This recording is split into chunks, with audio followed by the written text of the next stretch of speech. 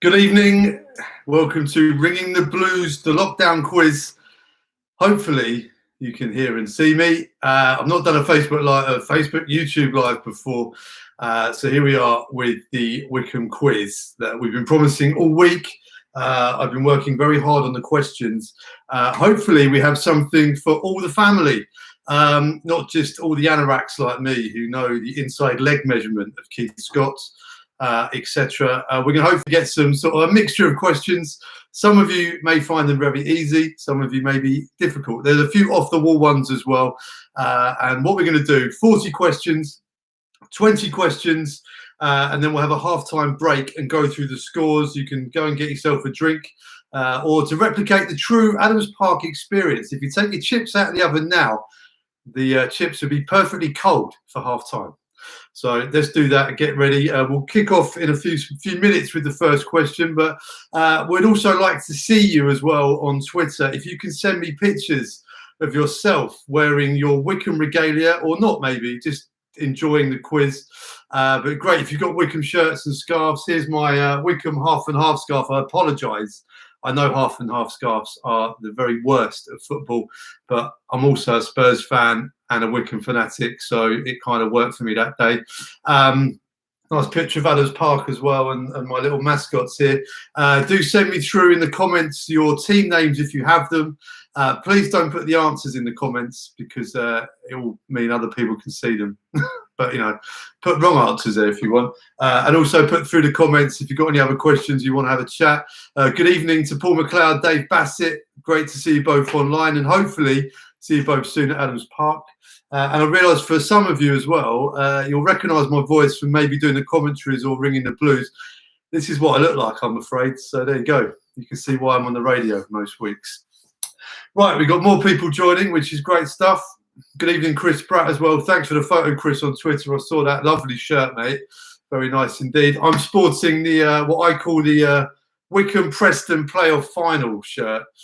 Simon Garner, Dave Carroll, of course, Steve Thompson. Wonderful times. Evening, Rory. Jonathan as well. How you doing? Hopefully this is all working where you are. Great shirt. One of my favourite times as a chairboy as well. When I was a kid, Wycombe played at Wembley every year, it seemed, and they won. And I just thought that was the norm. Little did we know, eh? Morgan, good evening to you, mate. You've got your club and country polo shirt on as well. Good stuff. Leon Yearwood is representing his quiz team name is the Andy Kerr Appreciation Squad. I think we all appreciate Andy Kerr, don't we, in our own little way. Alan Cecil, good evening. Papa Cess. Another fellow Spurs and Wycombe fan as well, a man of impeccable taste. Will Schaefer Peak. It's working all the way in deepest, darkest Berkshire. Wow, internet has got everywhere these days. Fantastic. Right, are we ready? Shall we get going? Somebody give me the thumbs up. Dan Cecil as well, giving me away. Quick shout out really to Paul Lewis, Chairboys on the Net, whose wonderful website has been invaluable to me in compiling these questions. Which is also a way of me saying if there's any errors, then it's technically Paul's fault. They're not all from Paul as well. Matt Cecil's helped me with a couple. Jeremy Spolander, Russell Cox. Good evening, Russ. Saw your picture earlier as well in the away shirt. Phil Smith, Chris Pratt's team name is John Granville's Long Throw. Excellent. Gareth Brock is sat in the garden with a cup of tea. Cheers. It's beers here. If I get through these beers, this quiz may just end up with every question being Steve Guppy, basically, if I get too drunk. Johnny South, good evening, mate. Hope you're well. Richard Wood, I've got my Wycombe shirt on, but no pants. Don't put that on Twitter, please, Richard. Dave Peaty, Newbury Wanderer. Chairboys Dave on 3CR. Right, okay. Let's kick off, shall we? We can go through the questions again if you need to. Ballroom Bill, the Ballroom Massive is checking in. Good evening, Bill. I don't know how you're getting this in Suffolk. I'm guessing you've got a very good internet connection out there. Right. Oh, here we are. FFS Cedo. Oh, Cedo John Barty. Adam Cecil. I think we've got the full Cecil clan in. Pete Barnes as well. Right, let's get going then. Question number one. Good luck, everybody. Pen and paper, write them down. We'll go through the first 20 questions at half time. Okay, question one. Gareth Ainsworth sang The Wanderer, which was released in December. Of course, the original by Dion and the Belmonts. But what is the name of Gareth Ainsworth's band? He's the singer, but what is the name of the band? Good evening, Andy Rogers, music legend Andy Rogers. Mark Evans is listening in or tuning in from Zurich. Tom Hancock is a one-man team. I'm expecting a big score from Tom Hancock this evening. Chairboys Central, if you don't know Tom, fantastic website offering great analysis and stats and all sorts and in-depth interviews, all Chairboys related. Dave Bassett's quizzing on his own as well. But again, Dave Bassett will know, I would say, a lot of these questions. Right, question one. Gareth Ainsworth sang The Wanderer, which was released in December, but what was the name of his band? 1 point for that. Right, question number two. In which year did Wycombe Wanderers play their first game at Adams Park? The beautiful Adams Park, a place we all miss dearly, but we'll be back soon. Lots of people playing on their own here. I don't know what that says about Wycombe fans. Evening, Langers. You're all behaving yourself impeccably so far on the chat area. Good stuff. Question two. In which year did Wycombe Wanderers play their first game at Adams Park? Right, question number three. Tricky one, this. How many nations are represented in the current Wycombe squad? For example, Ryan Alsop is English. That's one. I've given you one already. But how many nations are represented in the current Wycombe squad? Will has said he did ask his fiancée for help, but she's retired upstairs. This is a family quiz if you need, but if you're playing on your own, all power to you. Keep the team names coming through if you get one. Question three. How many nations are represented in the current Wycombe squad? For example, Ryan Alsop is English. That's one. How many nations are represented in the English squad? Jeremy with a very valid question here. English or British equals one? It doesn't. England is one country. Scotland, for example, is another country in this instance. And it does include loanees as well. Colum North, his team name is the Catchpole 11. A daunting prospect.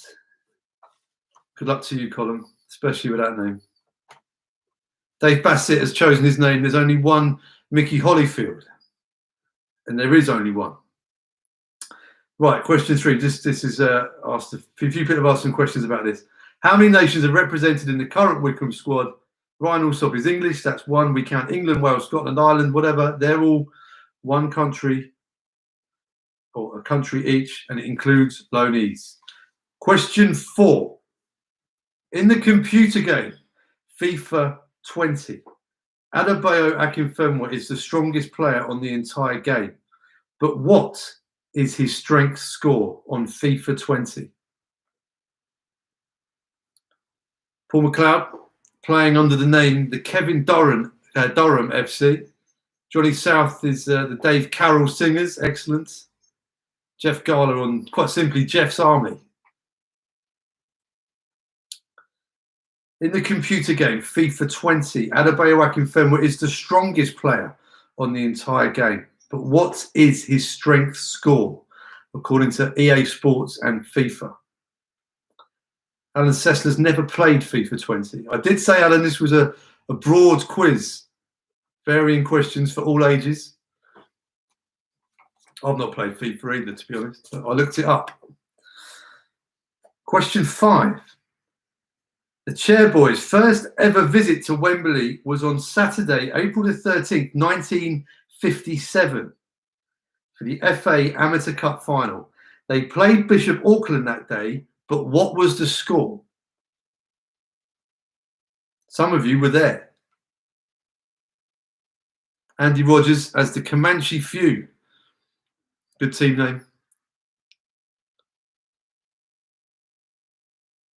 Question five. The Chairboys' first ever visit to Wembley was on Saturday, April the 13th, 1957 for the FA Amateur Cup final. They played Bishop Auckland, but what was the score? Long time ago. We're having a few people saying they were there. I've met a few people that were there that day. Long time ago. Right. Lots of comments coming through here. Nice to have you all on board. Over 100 of you taking part in this quiz, which is absolutely staggering. Right. Question 6. At that FA Amateur Cup final, what colour shirt did Wycombe play in? 1957 against Bishop Auckland. What colour shirt did the Chairboys play in that day? Good evening to Jonathan Evans, playing as Joe Jacobson's left foot. Wow. With a name like that, you may well win this quiz. Yes, we have Christian Sturluson all the way from Iceland. How you doing, Christian? Good to have you on board. Gareth Brock's team name is Sergio Torres is my man crush. You're not alone there, Gareth. Lisa Boker, staunch chair girl, fan of the Chairboys. She's cooking dinner at the same time. Colin says he missed my commentary every Saturday. There's no accounting for taste, Colin. Bill Turnbull says, this isn't fair. I was barely alive in 1957 and I was living in Walton-on-Thames. It's no excuse, Bill. Right, question 6. At that final, what colour shirts did Wycombe play in back in 1957? Right, let's bring it a bit more up to date. 34 years later, from 1957, do the maths, Martin O'Neill took Wycombe back to Wembley for the FA Trophy final against Kidderminster Harriers. Wycombe were triumphant, winning 2-1, but who scored the goals for the Chairboys on that brilliant day? I was there. Pete Kuhig. Pete, who stayed in Wycombe from New Orleans to High Wycombe. It's a simple move, very similar places. Pete is here, locked down in High Wycombe. Mate, we're doing okay, Pete. Team name, the False 11. Aussie the Relaxed. He was there. In 57 or in 91 or both? 7. Question 7. Wycombe played Kidderminster Harriers in the FA Trophy final at Wembley. They won 2-1, but who scored the Chairboys goals that day? Right, question 8. This is for fans of the fantastic game show, Only Connect. I say quiz show, really, not a game show. What is the next number in this sequence? 28, 31, 93. What is the next number in that sequence? Yeah, for any fans of Victoria Corin out there, Only Connect, fantastic show. Very difficult to get any questions right in Only Connect. And this is a tough one, I admit. This is a tough question. If anyone gets this, then you have my utmost respect. Question number 8, I repeat. What is the next number in this sequence? 28, 31, 93. 28, 31, 93. What's the next number? Good evening to Paul Lewis himself. Please say hello to Amy Lewis Costello, who's waiting patiently for Britain's Got Talent. Paul is too busy scribbling this, so it's from her mum, Jane, a Prestonian. Sorry about this shirt, Jane. That was a great day, wasn't it? 94, Wembley. Marvellous. Yeah, Britain's Got Talent is on ITV at the moment, 8 p.m, if you want to switch over. Britain may indeed have talent. You won't find much of it here, I'm afraid. But you are listening to the Ringing the Blues lockdown quiz with me, Phil Catchpole. We've just had question 8, a tricky one. Okay, question number 9. Leon Yearwood has just said the last question. Is it my sort code? Maybe. Question 9. Right, we're on to Football League goal scorers. Of course, Bayo is top of the list of Wycombe top EFL era goal scorers for the Chairboys with 53. Who else makes up the top 5 scorers in the EFL era? And we're talking all competitions here. So Bayo is number 1 with 53 goals for Wycombe Wanderers in the EFL era. I want to know numbers 2, 3, 4, and 5. And there's a point for each here. There's 4 points at stake. Bayo, of course, in the last Wycombe game, he went 1 clear of the. Oh, nearly gave the second one away there. Right, I better have a beer. Let's try that again. In the last game, Bayo pulled clear as an outright leader from the person in second place. Who is that person in second place? Who's in third? Who's in fourth? And who's in fifth? The all-time EFL era. So we're talking from the early 90s onwards. Top goal scorers for Wycombe Wanderers in all competitions. Johnny South says, might need a minute to think about that one. Plant the seed, come back to it as the questions roll. I'm on the Camden Town Hell's Lager this evening. Other beers are available, of course.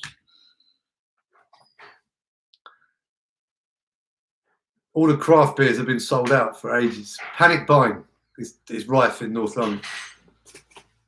No Rebellion this end. I can't get it delivered into London, I'm afraid. Do let me know what you're drinking as well. Right. Who are second, third, fourth, and fifth highest scorers in the Football League era, all competitions for Wycombe Wanderers? That's question 9. Question 10. Of Bayo's 53 goals in the Football League era for Wycombe Wanderers, how many has he scored with his head? 53 goals for Bayo. Of course, just a gimmick, wasn't he, to sell shirts and social media, etc. 53 goals later, how many of them came from his shiny head?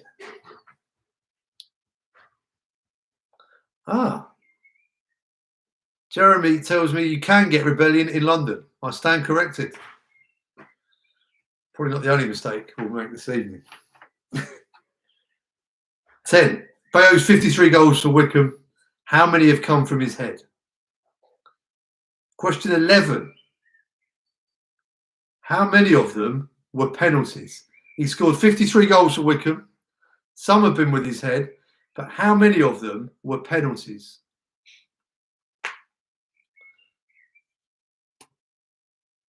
What a signing he has been for Wycombe Wanderers. Adam Sessed agrees. He's asking, how do we get Rebellion delivered to London? Good evening to Louise Brown. She's drinking a nice pint of Chiltern Brewery Earl Grey IPA. That sounds wonderful. Cheers, Louise.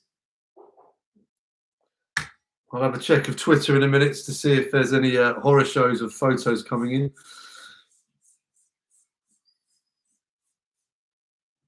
Fantastic. How many penalties has Bayo scored for Wycombe out of those 53 goals? Tom Hancock has sent me a picture of his beer and his dinner. Looks lovely. A nice Shipyard IPA there.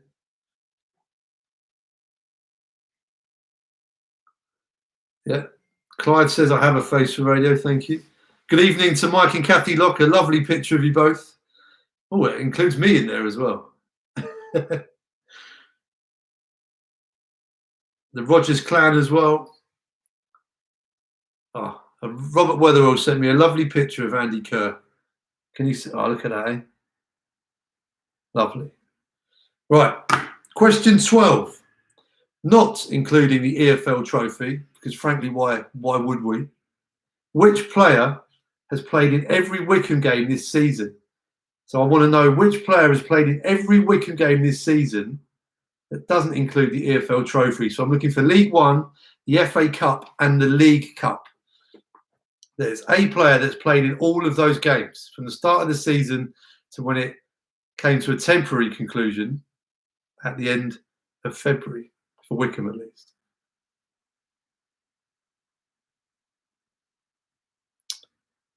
in what is fast becoming now a advert for Rebellion Brewery. I mean, we could have this sponsored if you wish.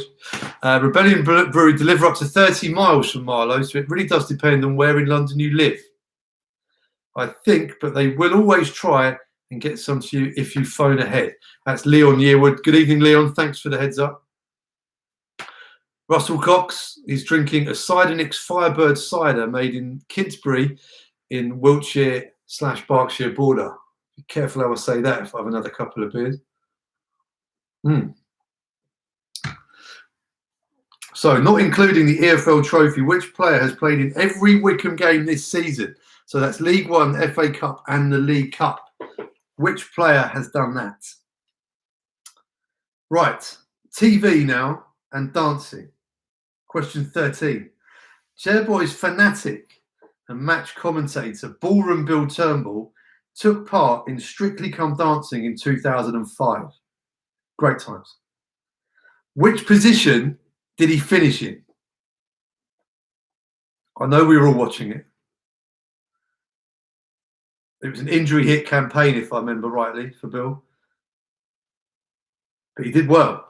Where did he finish in Strictly Come Dancing in 2005? And I'm so confident that I got this one right. I had to text Bill to make sure I'd got the right facts. And so, Bill, you're going to get one right this evening. In fact, he's just messaged in. He knows this one. Congratulations, Bill. You have 1 point at least in this quiz. Richard asked me to down my beer on camera.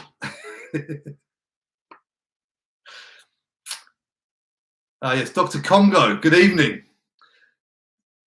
He's put up a wrong answer to this question. The question, of course, number 13, Chairboys fanatic and match commentator Bill Turnbull took part in Strictly Come Dancing in 2005. Which position did he finish in? Dr. Congo thinks it was centre forward. In agony on the floor, also applicable, possibly. But we're not looking for those answers. We're looking, which number position did he finish in Strictly Come Dancing 2005? A particularly vintage year, if I'm told correctly. Right, question 14. Former Wycombe Wanderers director and Sky commentary legend Alan Parry bumped into Martin O'Neill in the toilets of which stadium? That's right, folks. A pivotal moment in the history of Wycombe Wanderers took place in the gents' toilets of a football stadium. It involved Alan Parry and Martin O'Neill. But which stadium did it take place in? Can you imagine life without Martin O'Neill ever managing Wycombe Wanderers?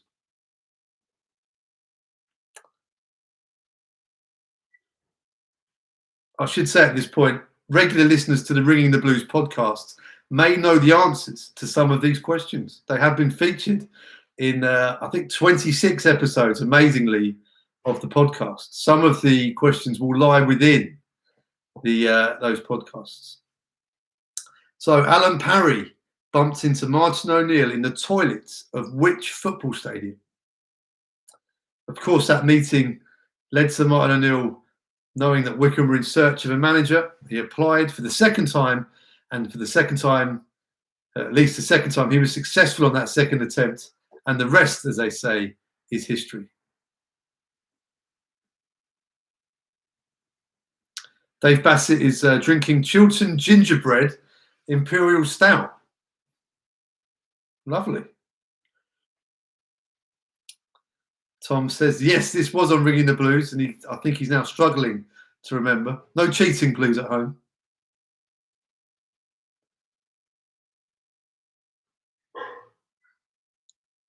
You've all been incredibly well behaved on the comment section. There's been no correct answers put up. No abuse yet. Night is young. Right. Question 15. I can't believe it's taken me 15 questions to get to my favourite Wycombe topic. Steve Guppy is currently the assistant coach at which Major League Soccer club? My favourite chairboy, of course, Steve Guppy. Paul McLeod's on the hooch. Good throwback drink, that. Excellent stuff. Caramel latte for Leon Yarwood. Chin chin. Dave Bassett is struggling with this quiz. How long have you been on the stats, Dave? Again, Aussie the Relaxers pinpointed that this was also on Ringing the Blues. Of course, this quiz is a clumsy attempt to promote the said podcast. Steve Guppy is currently the assistant coach at which Major League Soccer club?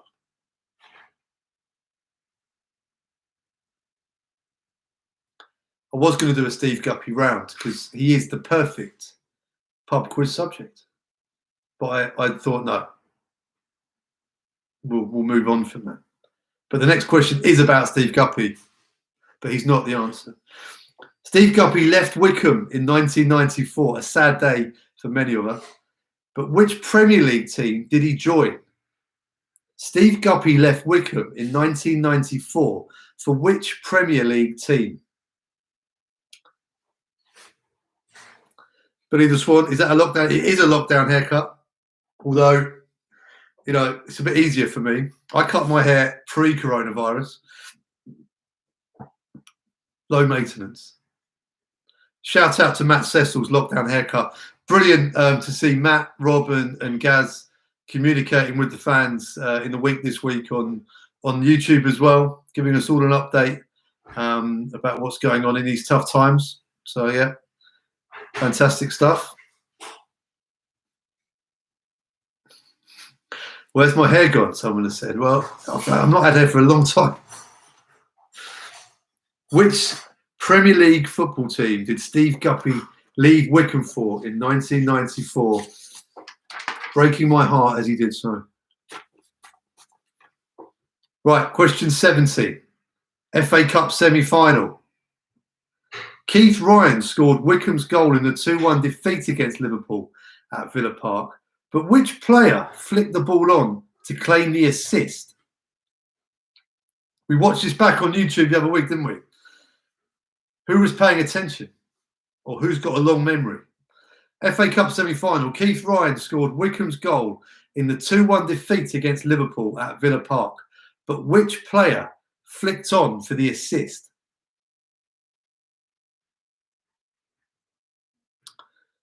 Amazing day at Villa Park. And it's the first time, a few weeks ago at the start of all this nonsense, watching that back on YouTube is the first time I've watched that game back. Phenomenal. Absolutely phenomenal performance from Wycombe, not just on that day, but the whole cup run. Fantastic times. Is someone doing the washing up in the background? Yes, there is someone doing the washing up in the background. These microphones are very good, aren't they? That's have dinner before, you see.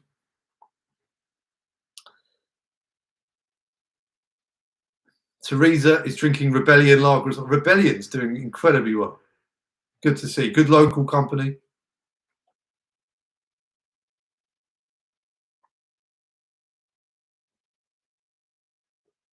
Right. Question 18. We're nearly at the halfway point. Well done if you've made it this far. Complete legend Steve Brown was sent off in the FA Cup quarter-final win against Leicester City. It was for 2 bookings. What was the offence for the second yellow card? Steve Brown, more cards than Clinton's in his time at Wycombe Wanderers. What a player, though. What a phenomenal player. It was on Match of the Day Rewind. FA Cup quarter-final classics the other week on BBC One. They showed that game, Wycombe versus Leicester. The first yellow card for Steve Brown was for a beautiful tackle on Robbie Savage. Worth tuning in for that alone, in my opinion. Top man, Brownie.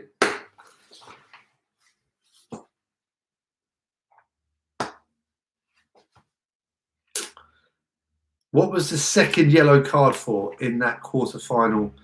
Came right at the end.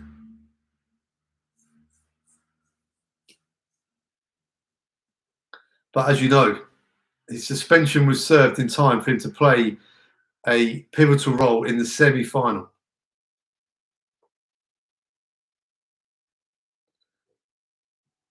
He had a 4-game suspension, 2 for the red card against Leicester. And I think he'd also accrued a huge amount of yellow cards before that in the league. So he added it together and he had a 4-match suspension.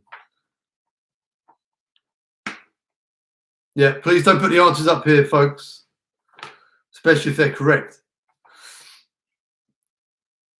Right, for 1 point only, question 19. Just 1 point for this. I'm being a bit mean here.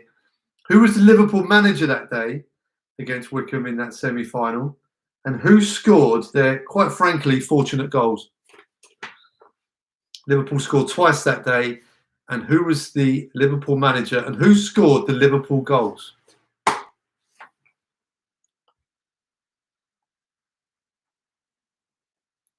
Apology accepted. Oh, it's such a mild-mannered set of fans, Wycombe. Lovely stuff. Brownie was a legend, says Russell Cox. Indeed. I think we'd all agree on that one. Question 19. For 1 point only, who was the Liverpool manager for that team that beat Wycombe in the semi-final? And who scored the, quite frankly, fortunate goals that Liverpool scored that day? There were 2 goals, 2 goal scorers. Who scored them and who was the manager? Right, question 20. We're nearly at the halfway point.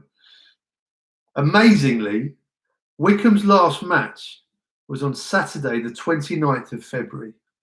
Incredible, isn't it? What was the Wycombe starting 11 that day? Who was paying attention? 1 point if you can get at least 8 players correct. 2 points if you can get the full starting 11. Wycombe played at Doncaster away on February the 29th, the last time Wycombe were in action before the lockdown, etc., started up. Who started that day? The starting 11. I don't want the subs. I don't want the goal scorers or anything like that. I want to know who started 1 to 11, or the squad numbers. Whoever started the game. Michael Glenister still despises those Liverpool goal scorers. Yeah. 1-2 Archie says, big shout out to Danielle and Don Bingham on their 2nd wedding anniversary. Cheers to that. Many happy years ahead of you as well, of course.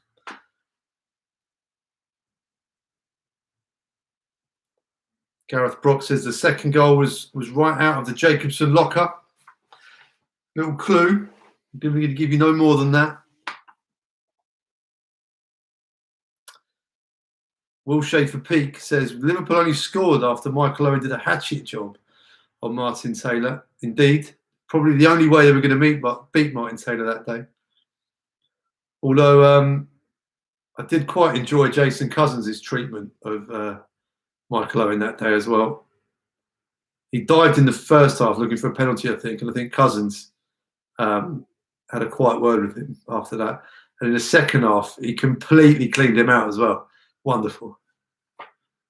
Right, 20. Question 20, a little recap. Wycombe's last match against Doncaster Rovers in League One before all of this kicked off and we had to stop playing was Saturday the 29th of February. What was the starting 11 that day for the Chairboys? I'm going to give you 1 point if you can get at least 8 players correct. I'll give you 2 points if you get the correct starting 11. And with that, we're at half time. So if you want to go and queue up for the toilets, maybe not get a burger or, just make a cup of tea. We'll have a few minutes here. We'll have a chat. Let's have a look at Twitter whilst we do so. We'll run through the answers in a couple of minutes to see how we're doing. The first half is out of 24. 20 questions, but it's out of 24. Good evening to Tracy, who's got me on the big screen. That's terrifying. I did have a shave this afternoon. Hope you appreciate that. I was looking a bit lockdown, actually, this afternoon.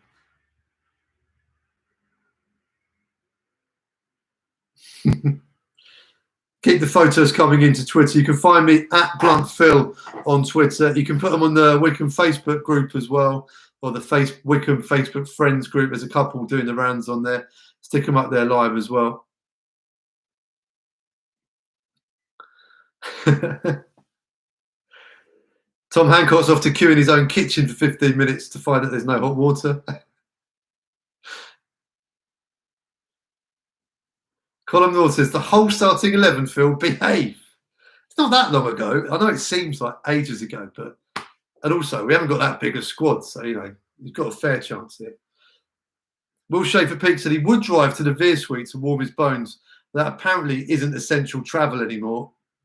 Unfortunately, it isn't.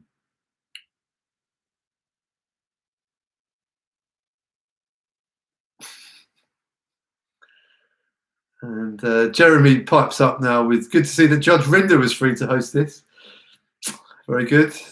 I normally get either Paul Tisdale or Lee Bowyer, so I think Judge Rinder, I'm taking that as an upgrade. Louise Brown says, where's the Cherry Red halftime playlist? Quite frankly, to get this on live was big enough of a technical challenge. If we do it again, we might try and add a picture around and some music, but that will be a stretch, but we'll see what we can do. Bill's, yeah, I'd love a cup of tea, please, Bill. No sugar, just a little bit of milk, please. Don't spill yours, obviously.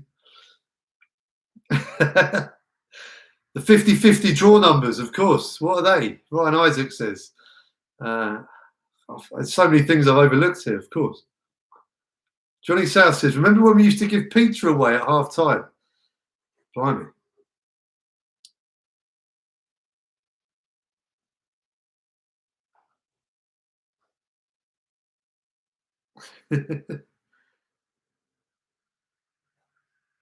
I'm now getting messages through on my family WhatsApp group as well. My sister-in-law is saying that the said washing up that you can hear in the background should have been left for me to do after this quiz. I mean, I'll probably put it away if I haven't.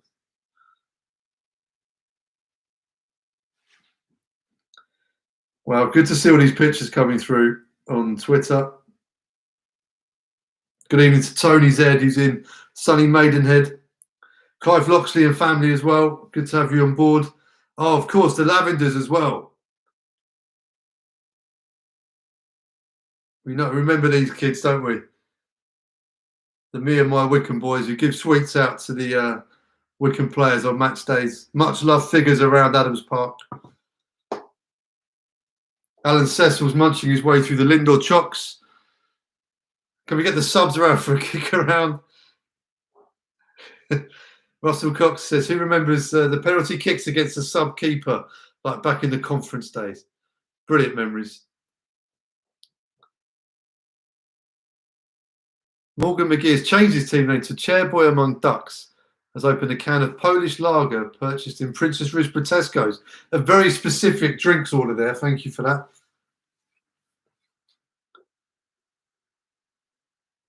Christian Sturluson here has got a fact for us regarding question 2. A player from his local team in Iceland played in the first match at Adams Park, finding yet another Icelandic link to Wycombe Wanderers. Right, should we look at the answers? As I said, it's out of 24. Here we go. Question 1. Gareth Ainsworth sang The Wanderer, which was released in December. But what is the name of his band? Of course, it's the Cold Blooded Hearts for 1 point.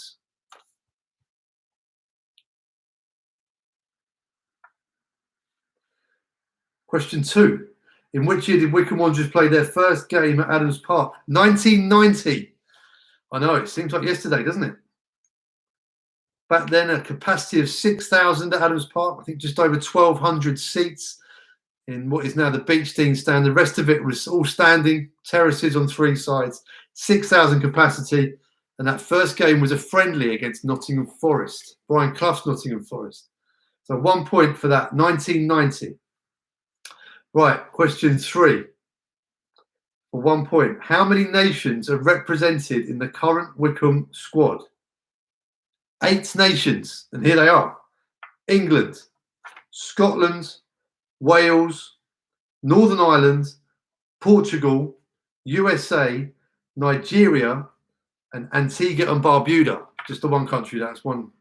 So just eight there. England, Scotland, Wales, Northern Ireland, Portugal, USA, Nigeria, Antigua and Barbuda. Just the 1 point for the 8, though. That's all I need. I didn't want you to list the names if you were showing off.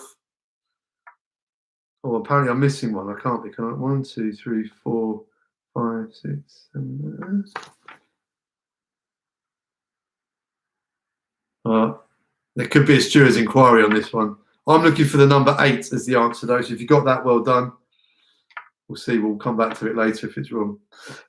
Question 4. In the computer game FIFA 20, Adebayo the Beast Akinfenwa is the strongest player on the entire game, but what is his strength score? 97. If you got 97, you've got yourself 1 point. Bayo regained the strongest man in the game title this season after Sebastian Haller replaced him in 2019 with a strength score of 98. But after a season at West Ham, his strength went down back to 89. That's what playing for West Ham does for you. So Bayo is still the strongest with a score of 97 for 1 point. Right, question 5.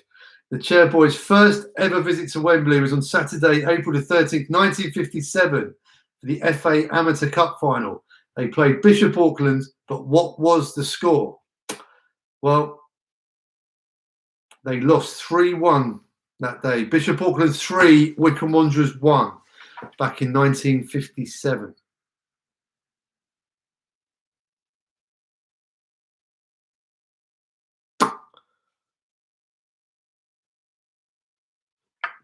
Okay, we're seeing that Darius Charles is a Grenada cap. He has played for Grenada, but that wasn't on the website I took the data from. We'll go with 8, possibly 9. If you've got 9 in the Nations question, then I'll let you have 9 as well, because I'm being generous. And I think Tom might have a point. So yeah, 3-1 was the score. That's the answer to question 5. Answer to question 6. At that final in 1957, what colour shirts did Wycombe play in? Well, it was red, and they played red shirts with white shorts. And that's because both Bishop Auckland and Wycombe played in Cambridge and Oxford blue. So they both agreed to play in change colours that day. Wycombe played in red shirts and white shorts.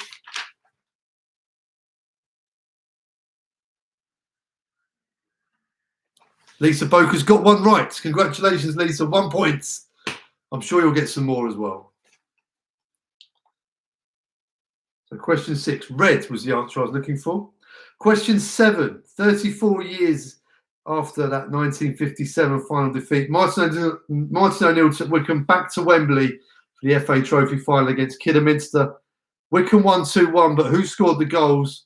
Keithy Scott, and Mark West.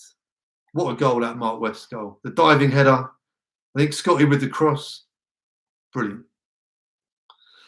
So the answer to question 7, Keith Scott and Mark West. Amy Lavender, the Lavender clan, 2 points here. Don't worry, there's plenty of time left. Andy Rogers is having a shocker.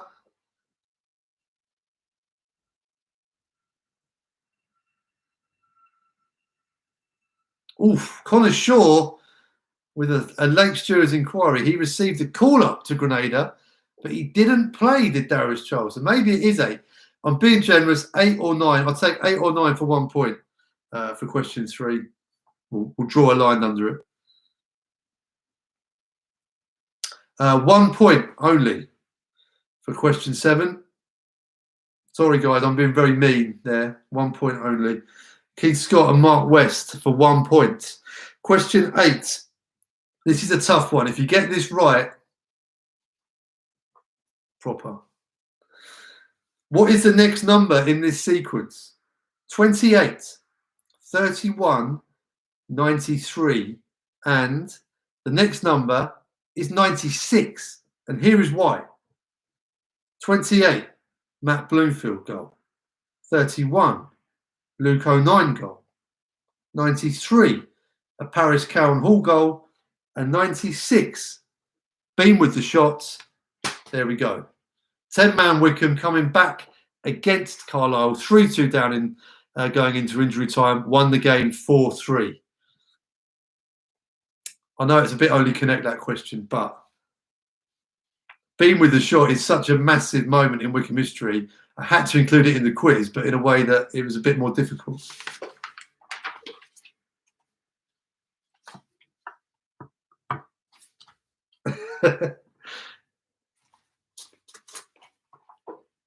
Well, Bill Turnbull, Mrs. Turnbull, got that correct. Fantastic. Will Schaefer Peak, who I know is an Only Connect fan as well, says Victoria Corran would have been proud of that. And I'll take that as that's made my day. Thanks, Will. Dave Peaty got it right as well, but he says pure fluke. They all count, Dave. They all count. Question 9. Football League goal scorers. Bayo is top of the list with 53. Who else makes up the top 5 scorers in the EFL era, all competitions? 1 point for each. So Bayo, number 1 for 53. I didn't want that. We've already got that. So number 2, Nathan Tyson, 52 goals, 1 point. Number 3, Matt Bloomfield, 42 goals for another point. Number 4, Scott McGleish with 34 goals. And number 5, Stuart Bevan with 34 goals as well in the EFL era for Wycombe Wanderers. Tyson, Bloomfield, McGleish, Bevan. You get a point for each, maximum of 4.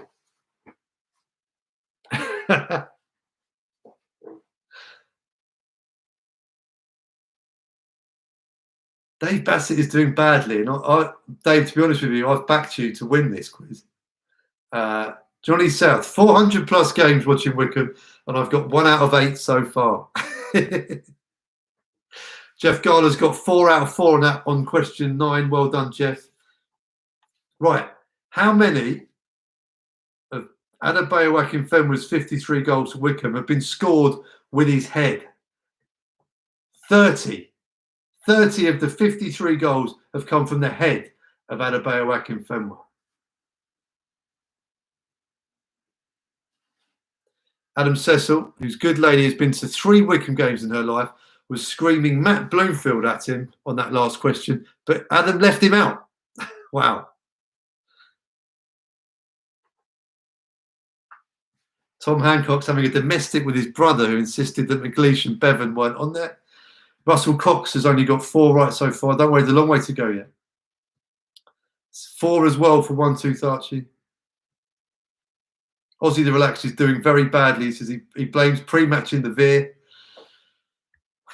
Joining you on that one. Right, we'll recap the scores at half time when we've done the finished the rest of them. So 30 was the answer to question 10. Question 11, how many of Bayo's Wycombe goals of those 53 were penalties? 3, only 3. That shows you what a fantastic player he has been for Wycombe Wanderers. 3 is the answer I'm looking for in question 11. 2 of those penalties were this season, of course, as well. Pompey at home, 82nd minute winner for the penalty spot. And he also scored at home to equalise against Peterborough to make it 3-3. Man for the occasion, Adebayo Akinfenwa. Dr. Congo said yes. I'm guessing he's got a point. So question 11, the answer was 3. Question 12, not including the EFL trophy, which player has played in every Wycombe game this season? League One, FA Cup and League Cup. Anthony Stewart, 1 point if you've got Anthony Stewart. Fantastic shift from Anthony this season. He's had his injury problems through his Wycombe career, but one of the main reasons why we've had such an amazing season. Anthony Stewart has played nearly every game. Question 13, dancing. Bill Turnbull, Strictly Come Dancing 2005. Which position did he finish in? Well, Bill, he made it to week 7 and he finished 6th in the whole thing. So the answer I was looking for question 13 was 6th. Bill Turnbull, Ballroom Bill, 6th. Bowing out to a subpar waltz, an injury-ravaged waltz in week 7. but a great effort as well by Bill. Question 14. Alan Parry, the former Wycombe Wanderers director, bumped into Martin O'Neill in the toilets of which football stadium? A pivotal moment in Wycombe history. The answer, of course, is Carrow Road, Norwich City. I'll take either Carrow Road or Norwich City as correct answers. 1 point if you have either one of those. Question 14. The answer, Carrow Road, Norwich City.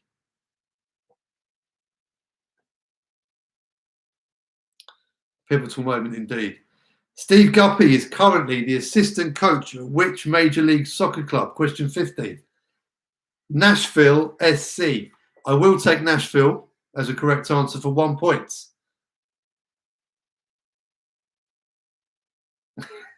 Russell Cox says Lee Turnbull would have danced better. Harsh. Pete Kuhig has got 6 so far. That's not bad considering, you know, you're a long, long way away when most of these questions happened. Christian Sturluson with incredibly wise words here saying that listening to Ringing the Blues is helping. I'm glad it's helping for something. So question 15, Nashville SC. SC stands for soccer club, of course. Steve Guppy, question 16. Steve Guppy left Wycombe in 94 for which Premier League team? Newcastle United. If you put Newcastle down, you've got a point. Question 17, FA Cup semi-final. Keith Ryan scored Wycombe's goal, but who flicked on for the assist? Guy Whittingham. If you put Guy Whittingham or Whittingham, you have 1 point. Question 17, well done. Question 18, complete legend Steve Brown was sent off in the FA Cup quarter-final for a second yellow card. The first yellow was for a tremendous foul on Robbie Savage. The second yellow was he took his shirt off celebrating Roy Easendo's goal. Sent off by referee Steve Bennett for taking his shirt off. But he did make it back for the semi-final. Johnny South says, Nashville away, anyone? I think this should definitely happen. Pete, Rob, Kuhigs, please make this happen. A trip to America. Okay, for 1 point this, question 19, 1 point only. Who was the manager of Liverpool against Wycombe in the semi-final? And who scored the fortunate Liverpool goals that day? Gerard Houllier was the manager. Emil Heskey and Robbie Fowler scored the goals. If you've got those 3, you get 1 point. If you've only got 2 of them, no points. Harsh. Big harsh. Pete Kuhig says Nashville is too hot during the summer pre-season window. Ample preparation time, I think. Great prep time for Wycombe to train in the heat. It's not an excuse. And question 20, Wycombe's last match on the 29th of February against Doncaster Rovers, we wanted to know the starting 11. And if you get 8 players correct, you get 1 point. If you get the entire starting 11 correct, you get 2 points. In goal.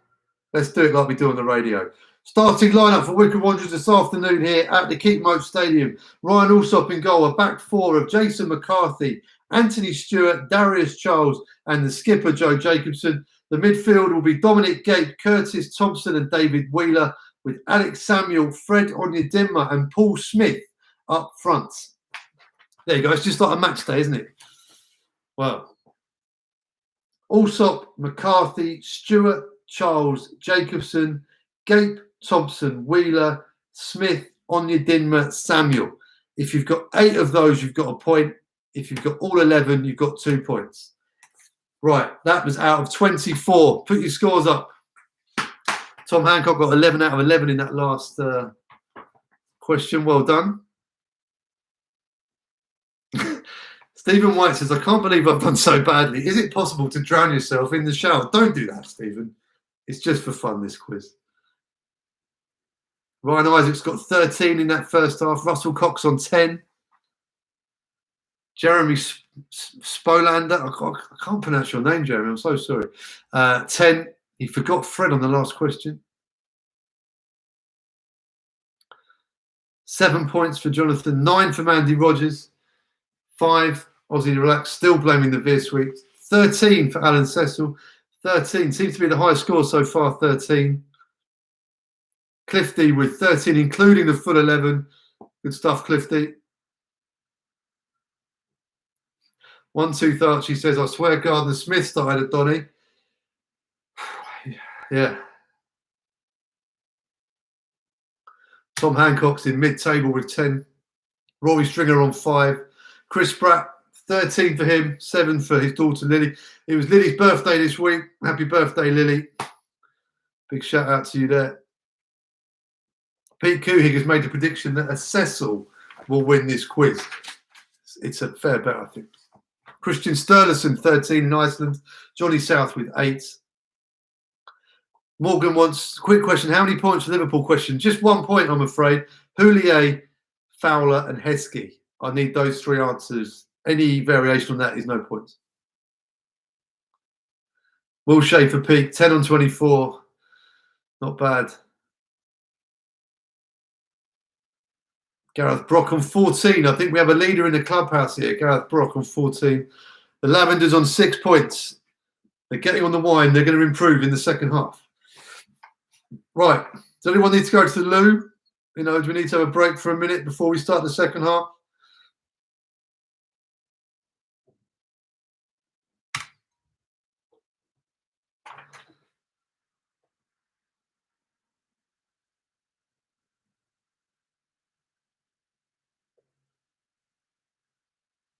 A few people commenting on the scarf. I know it's half and half, but we covered it in the pre-match.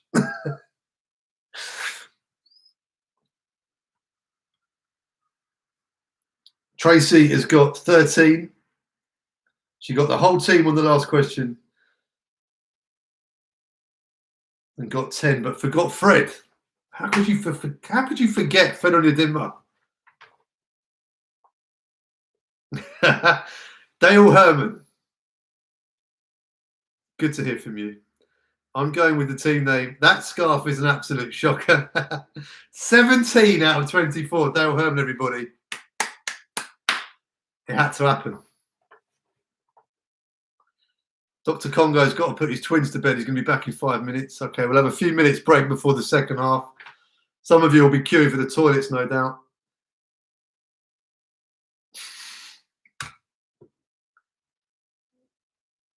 Archie's gone to the toilet.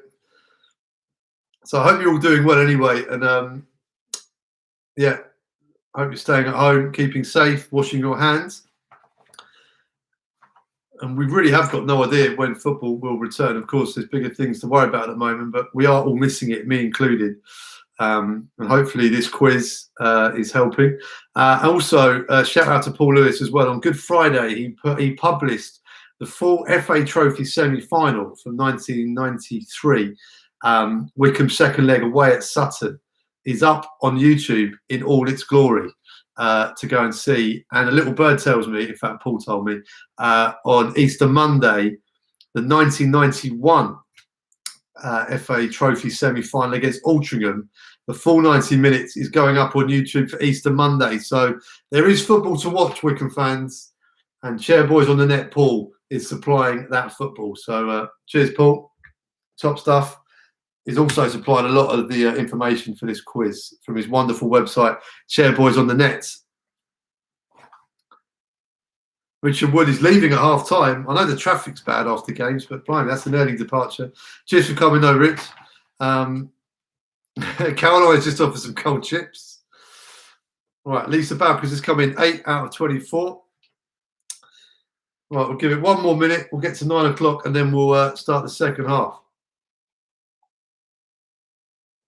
Don't have an update from Britain's Got Talent, I'm afraid, but I'm sure it's an absolutely belting episode. Right, I'm just waiting for the clock to tick round.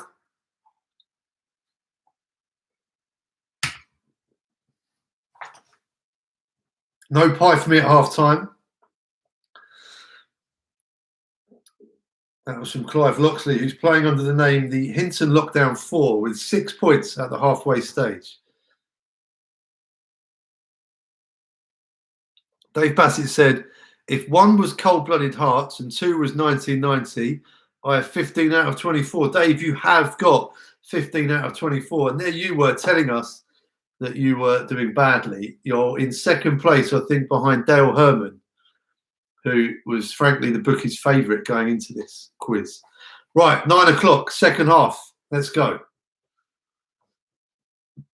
Question 21. Wycombe Wanderers chairman Rob Couhig used to own a baseball team in America. What were they called?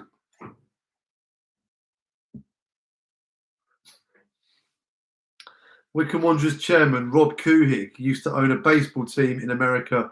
What were they called? I'm not a baseball fan. I had to look this up.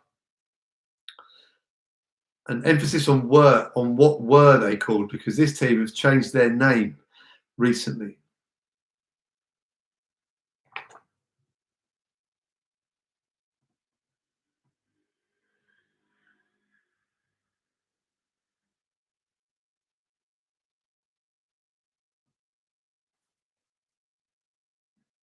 Pete Couhig knows this one. Their mascots were Boudreaux and Thibodeau. Yeah, does that help? What was the name of the baseball team owned by Wycombe chairman Rob Couhig? Right, question 22. How many different players played in goal for Wycombe during the 2015-16 season? How many players played in goal for Wycombe during the 15-16 season? For 1 point, I need a number. How many players played in goal for Wycombe during the 2015-16 season?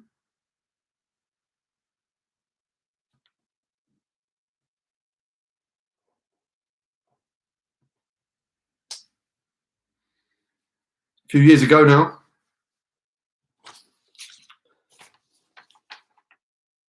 Now, I'm not going to give you the number, but a point for each if you can name any of those players who played in goal during the 15-16 season.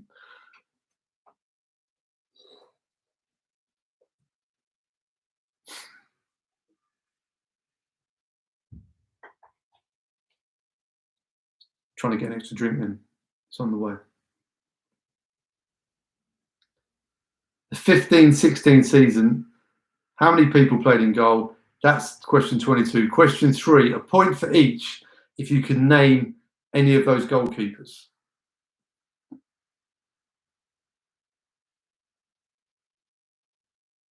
Tricky question that, but you should be able to get some points on that one, I think. 23, name any of the players that played in goal in the 15-16 season. A point for each name. Get some points there. Right, question 24. In May 1994, Wycombe took part for the first time in the Evening Standard Fives tournament at Wembley Arena. Of course, they won it. Of course they did. And they beat Chelsea, QPR and West Ham to reach the final. Which team did Wycombe beat in the Evening Standard Fives final in 1994? They won it the season after as well. In fact, they are the defending champions, because the Evening Standard, I think, when Wycombe kept winning it, were like, can't have this. So they stopped it altogether.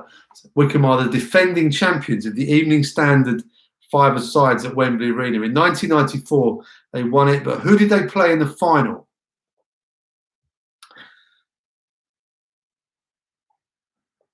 Memories of Chuck Musadik, of course, playing in goal. Player of the tournament in 1994, Chuck Musadik. Called Chuck Martini these days, changed his name. In fact, Mark Evans has confirmed that on the comments. Chuck Musadik's finest hour. Indeed. What a guy. I'd love to get him on Ringing the Blues. We're going to try and track him down to have a chat with Chuck Martini, as he's called these days. Question 25. Do let me know if I'm going too quickly. In the second season of the Netflix hit Sunderland Till I Die, Which former Wycombe assistant manager can be seen advising the Black Cats chairman, Stuart Donald, not to break the bank on signing Will Grigg? Which former Wycombe assistant manager was seen in the Netflix documentary Sunderland Till I Die, advising the Black Cats chairman, Stuart Donald, not to break the bank on Will Grigg?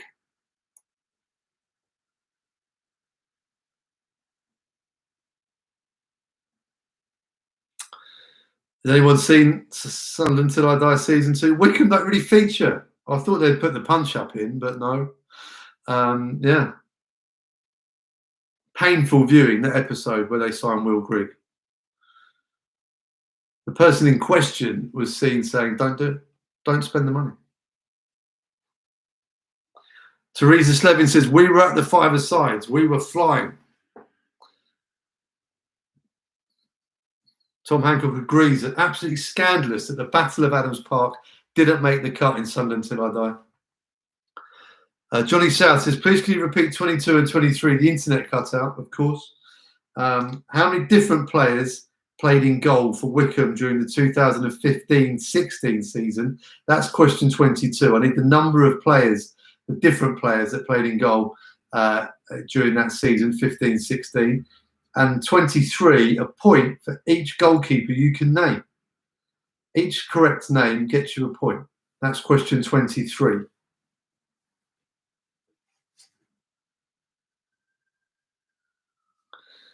Johnny King of the superb Wanderer fanzine has tweeted me saying, have I tried contacting MFA Muscat for Chuck M? I shall do so. Watch this space. Dave Bassett went to both the Fives competitions at Wembley Arena. Jeremy says, very funny comedy, that Sunderland thing. I agree. It is a bit funny, that. Right, question 26. Luke O'Nien, remember him? He started his career at Watford, but before signing for Wycombe, Luke had a loan spell at which non-league side? Luke O'Nien started his career at Watford. He was 9 years old when he joined Watford. He went out on loan whilst at Watford to a non-league team. He had a season on loan at this non-league team before Watford released him and he signed for Wycombe. But what was that non-league team that he played for on loan?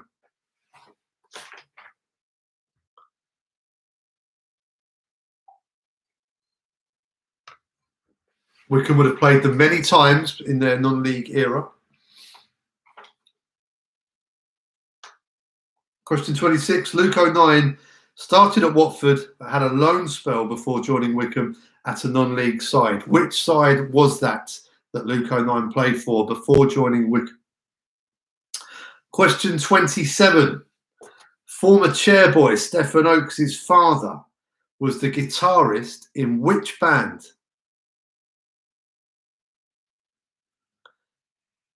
Without giving too much of a clue, not getting this right is probably not a bad thing.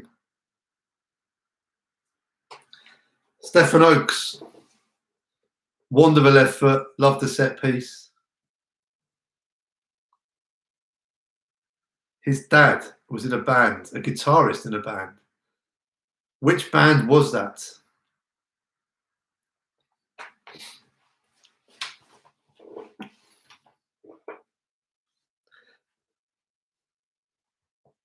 Luke is Stanley's hero, writes Amy Lavender.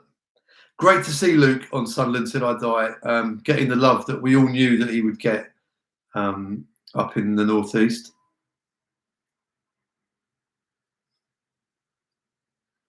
Ozzy the Relaxed has got a question right, he thinks.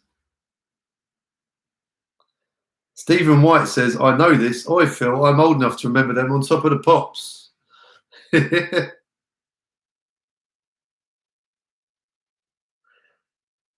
And Christian Sturluson, who is tuning in from Iceland, points out, as he actually did say this on Ringing the Blues as well, that Luke had the choice of joining Wycombe or maybe going to Iceland to try his luck there. But he chose Wycombe, fortunately for us.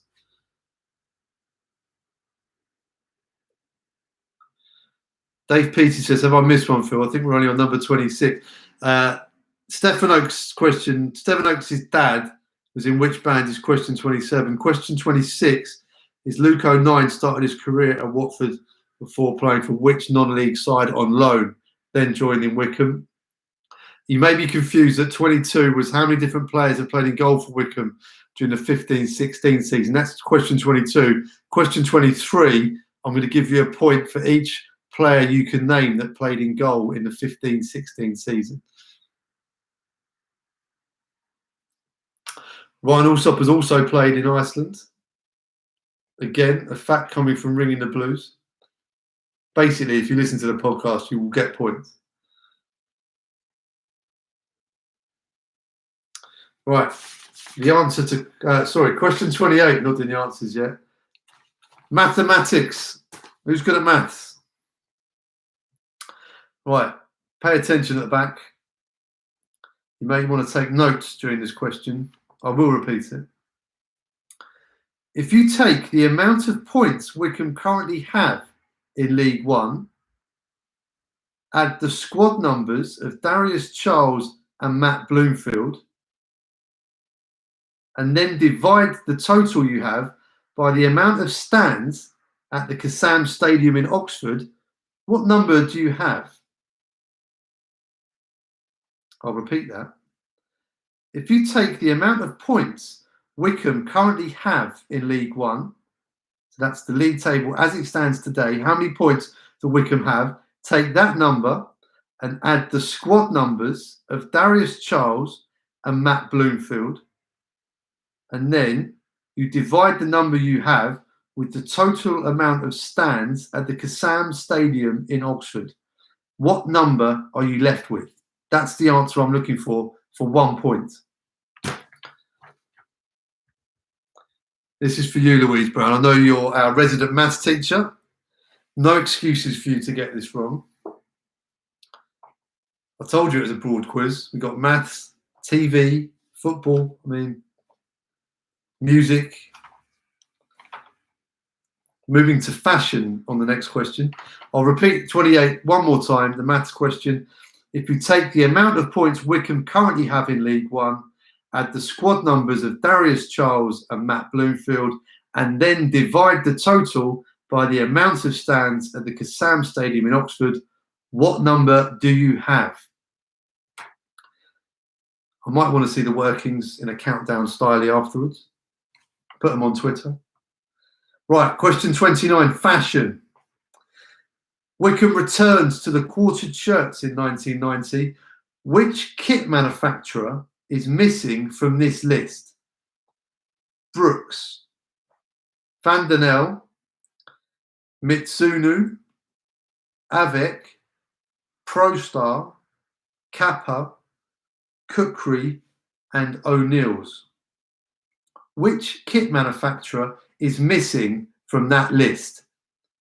The eagle-eyed amongst you would have noticed that's the kit manufacturers we've had since returning to the quarters in 1990 to the present day. But one kit manufacturer is missing. What is the name of that kit manufacturer for 1 point? I'll give you the list again. Brooks, Van den El, Mitsunu, Avec, ProStar, Kappa, Kukri, and O'Neill's.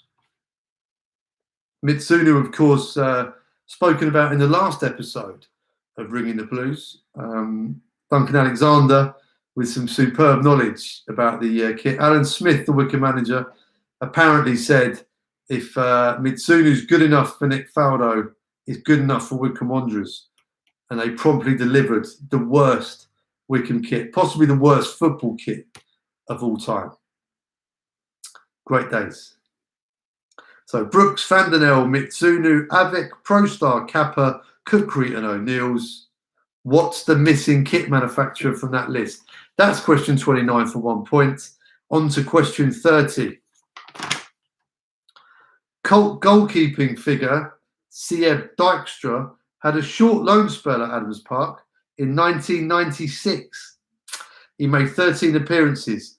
But what nationality is COYB Dijkstra? And I probably haven't pronounced his name correctly.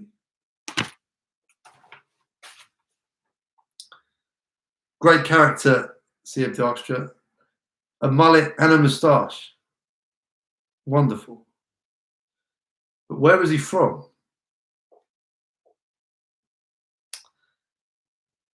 I think a lot of people wanted to send him back to where he was from after seeing him play in goal for Wycombe. Not the best spell between the posts. We were struggling with goalkeepers back then. Brian Parkin. John Cheesewright was that era as well, possibly. CM Dykstra. Where is CM Dykstra from? What's his nationality? Will Schaefer Peak. My head hurts now after the maths question. Yeah. Tom Hancock reckons his stream cut out during question 28. That's the maths question again. We'll come back to that in a couple of questions' time. We will recap question 28 for the maths question in a few questions' time. Question 30, where is CM Dykstra from? Right, 31, question 31. What was the average attendance figure at Adams Park during season 2018-19, technically last season? What was the attendance figure at Adams Park, the average attendance figure? Was it A, 5,109? Was it B, 4,853? Was it C, 5,342? Or was it D, 19,500?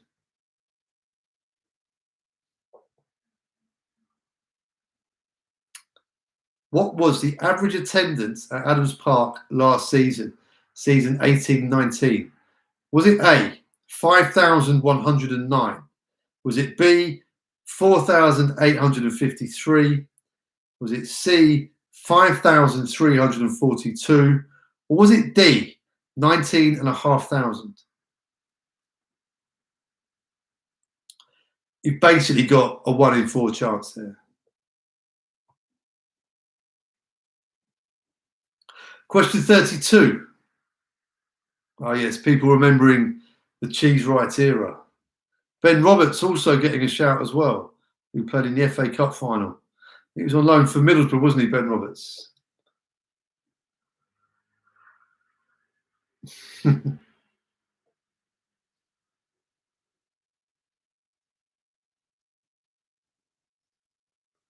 Question 32. In 2011-12, Wycombe signed a striker who scored 8 goals in his 8 games for the club. He was on loan. What was he called? In 2011-12, Wycombe signed a striker on loan who scored 8 goals in his 8 games for Wycombe Wanderers. What was he called? Tremendous striker. Great to watch him play. Only 8 games, but 8 goals.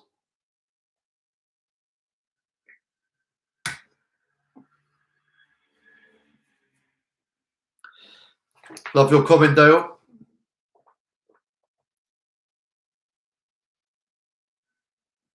Morgan says Cheesy was better than Dykstra. I agree. Was Dykstra better than Parkin? That's the big question. And it's not included in this quiz. 2011-12, Wycombe signed a striker on loan. He scored 8 goals in his 8 games for the club. What was he called?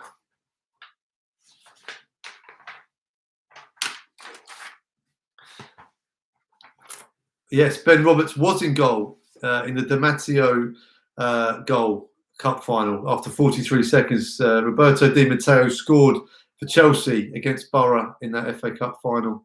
Ben Roberts was in goal that day.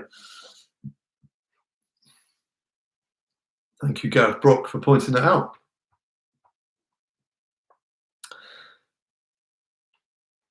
Right, we keeping up? Question 33.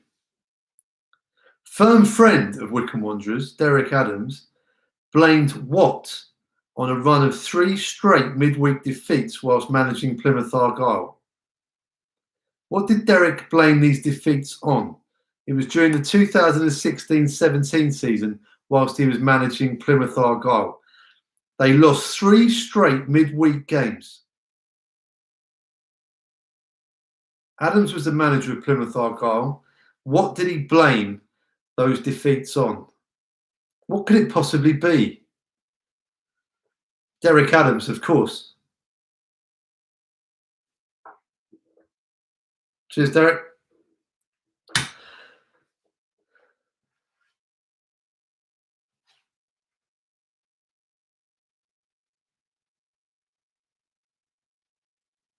I mean, it could be anything, let's be honest. Derek, of course, managing Morecambe these days. Can't believe we don't get to see him twice a season at the moment. It's a big shame. I'm sure he's very near the top of Gareth Ainsworth's Christmas card list.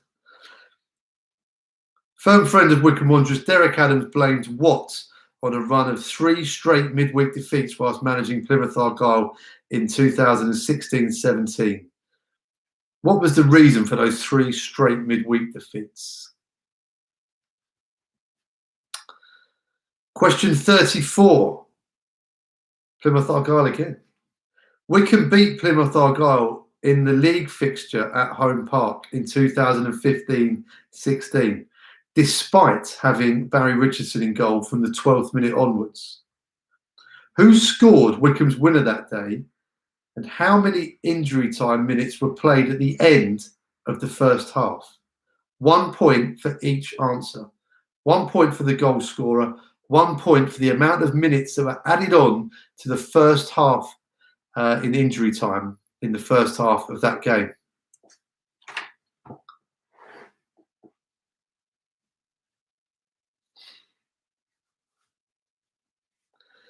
Adam Cecil and Johnny South are being driven nuts by the kit question. It's a toughie.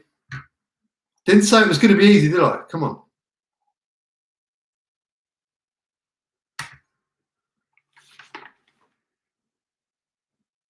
Wycombe beat Plymouth Argyle in the league at Home Park in 2015-16, despite having Barry Richardson in goal from the 12th minute. Who scored Wycombe's winner that day, and how many minutes injury time were given at the end of that first half? 1 point each for each answer. 1 point for the goal scorer, 1 point for the correct amount of minutes stoppage time at the end of the first half. I say despite having Barry Richardson in goal. I should sort of validate that statement by saying that Barry was 46 at the time and hadn't made a league appearance for 11 years and was in fact Wycombe's goalkeeping coach. But kept a clean sheet. Yes, Baz. A wonderful day. I'm sure you'll agree. Who scored the winner and how many minutes injury time? That's what I want to know. 2 points available for question 34. Question 35. And we're going back to the 2012-13 season here. Wycombe were losing at home to Bristol Rovers when a lightning bolt struck the away end, causing the game to be abandoned. The score was 3-1 to Rovers at the time, but who scored the Wycombe goal that never was? 66 minutes the game was abandoned. 3-1 down to Bristol Rovers at home, but who scored the Wycombe goal that never was? I know we can barely remember because it's not like the Bristol Rovers fans have made a big thing about this game since it happened.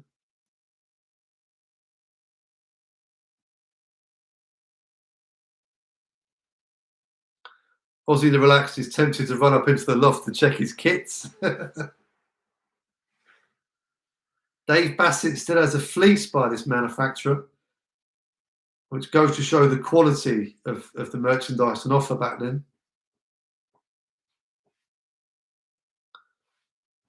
Russell Cox is stumped by the kit too.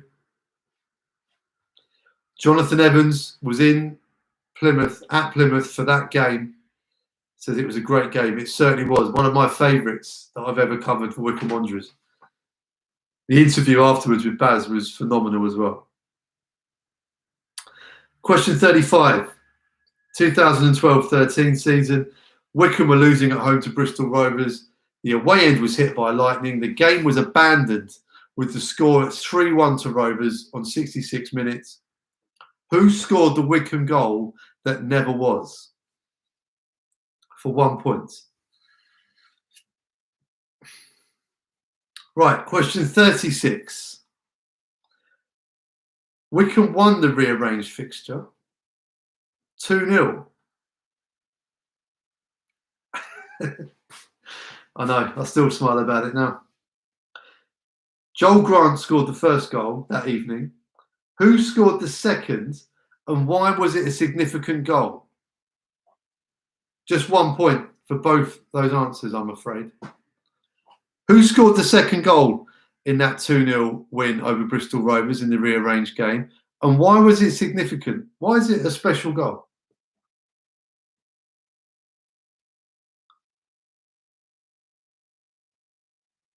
It was a brilliant, brilliant evening at Adams Park. 3-1 down after 66 minutes, game postponed, abandoned, whatever you want to call it. A few weeks later, game back on a Tuesday night under the lights at Adams Park. Wycombe win 2-0. Joel Grant with the first. Who scored the second, and why is it a significant goal?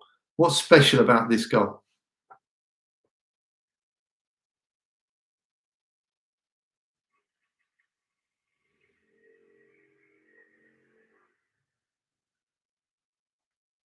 Right, question 37. You may need a drink after this question. In 2015, so it was a fly, sorry. 2015, Wycombe lost 7-6 on penalties to Southend United at Wembley. Sam Wood and Bloom's strikes were saved in the penalty shootout. Can you name the 6 players who successfully scored their penalties in that shootout? 1 point for each. I feel enough time has passed now for us to talk about this. I know we lost on penalties at Wembley in 2015, but look at us now. Flying high in League One, Southend, severely in debt, as good as relegated, possibly, if whatever happens this season, but in real problems, whatever happens off the pitch. And Sol Campbell's their manager. Jeremy says, we're due an easy one. Sorry, mate.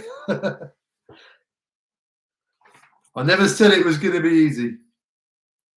In 2015, Wycombe lost 7-6 on penalties to Southend United at Wembley. Sam Wood and Blooms had their penalties saved, but 6 Wycombe players successfully scored their penalties. You can get a point for each player you name who scored a penalty in that penalty shootout. Dale Herman says, this question is worse than the scarf.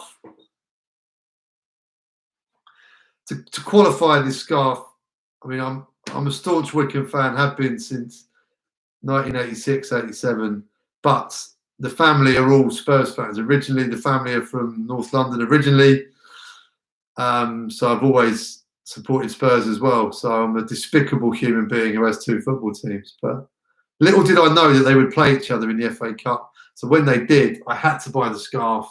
It was a great day for football. It was a wrong result for Wycombe, obviously, but it was a wonderful game. Wycombe, magnificent, as we all know, in that day. There we are. That's all I'm saying about the scarf. Russell Cox, his brain has turned to mush. He's still on the side as Russell. The 6 players to score in the penalty shootout for Wycombe Wanderers in 2015. A point for each. Question 38. We're nearly there. Which animal is associated with football journalist and Wycombe Wanderers fanatic Ian Baker? Which animal is associated with football journalist and Wycombe Wanderers fanatic Ian Baker?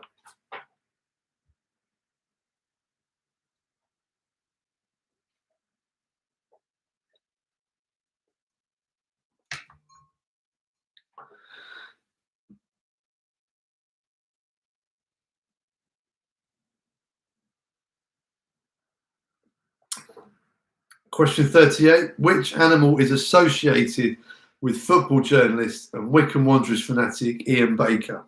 Great story, this. Evening, Ian, if you're watching. Not sure if you are, but you've made it onto the Ringing the Blues lockdown quiz.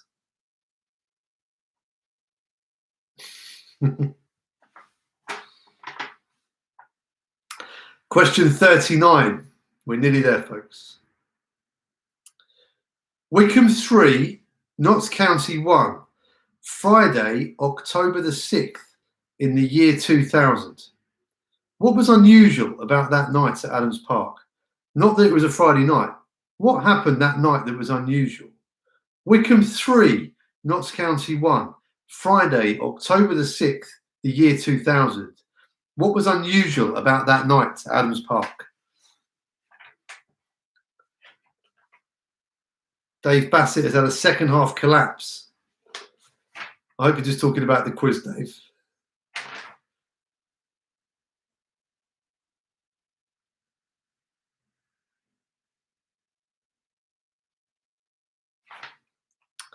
Wycombe 3, Notts County 1, Friday, October the 6th, year 2000. What was unusual about that night at Adams Park? And the final question. We've made it this far. The opening game of League One saw Wycombe beat Bolton Wanderers 2-0 at Adams Park. You know what's coming, don't you? What was the starting 11 for the Chairboys that day? 3 points if you get the full starting 11. 2 points for 8 or more. 1 point for 5 or more. What was the starting 11 for the Chairboys on the opening day of the season against Bolton Wanderers? They won 2-0 that day. Paul Smith with a debut goal in the sun. Seems like an amazingly long time ago now, doesn't it?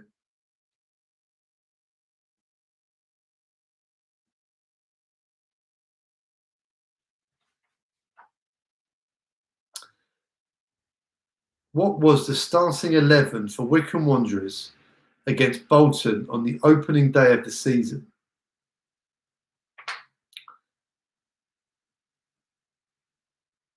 Who knew then what a great season Wycombe were going to have?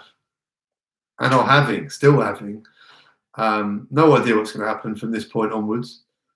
I quite like the look of this points per game model, which puts Wycombe third in the table. And there's clearly no time to play the playoffs. So by my reckoning, that's Wycombe in the Championship. Just a suggestion.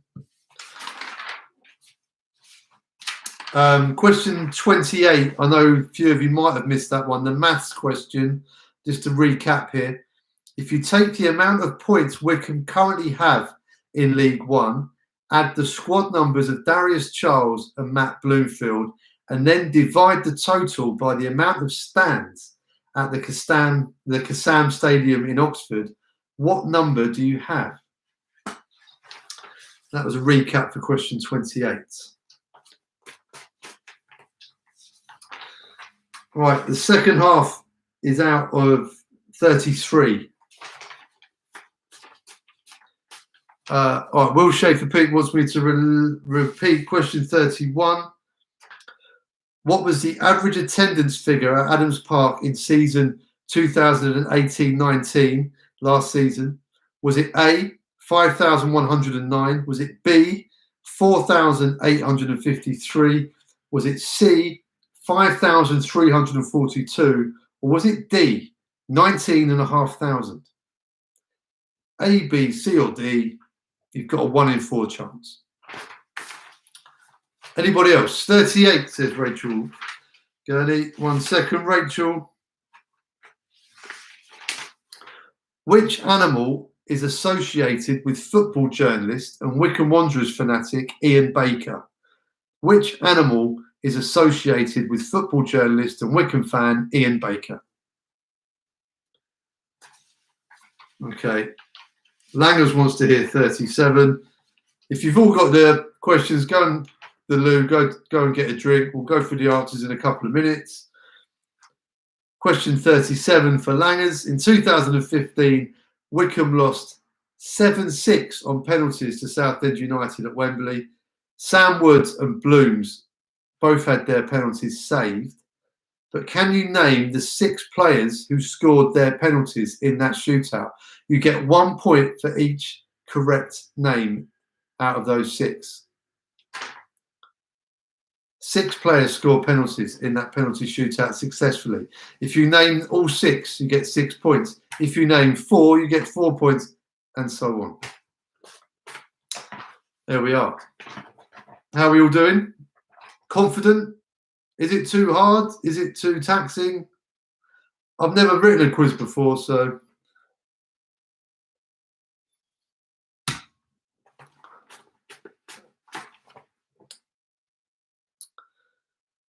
right.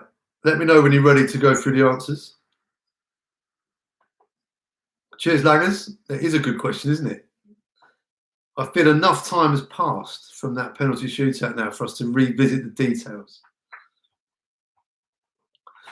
Jonathan Evans, great quiz. Thanks, Phil. Thank you, Jonathan. Remember, there are no prizes. It's just the taking part that counts. Just to help fill the time in these lockdown times that we live in. And another plug here for Paul Lewis's Chairboys on the Net website, and also the streaming on this Monday, Easter Monday, 3 o'clock, or I think maybe 2:45 it might go live. The FA Trophy semi-final from 1991, the second leg away at Altrincham. For many, the turning point in the history of Wycombe Wanderers. That great period of success stems possibly from that day. That full 90 minutes of that game will be replayed on YouTube on Easter Monday. If you work on Easter Monday like me, you can watch it whenever. You can even watch this quiz back again if you're that way inclined.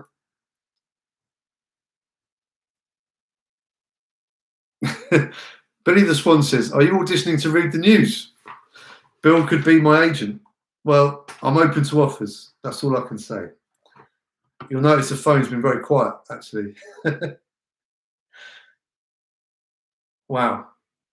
Thanks for all the photos on Twitter and all the messages as well.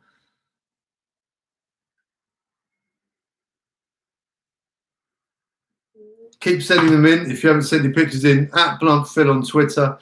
Not a great deal of football chat on my Twitter feed these days, I'm afraid, because there's not a lot going on, to be honest. So, there.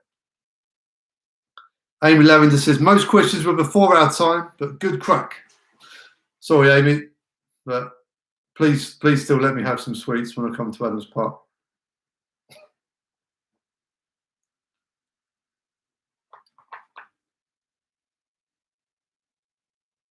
Morgan McGee says, great fun. Please give a shout out to my fellow Wycombe stewards, if any of them are taking part this evening. Tom Hancock says, can there be an under-30s section in this quiz? Well, quite possibly. We'll go through the answers now for the second half. Are we ready for the answers? Rory Schultz is under-20s. We haven't got a youth section at Wycombe, Rory. You're going to be lumped in with the first team, I'm afraid.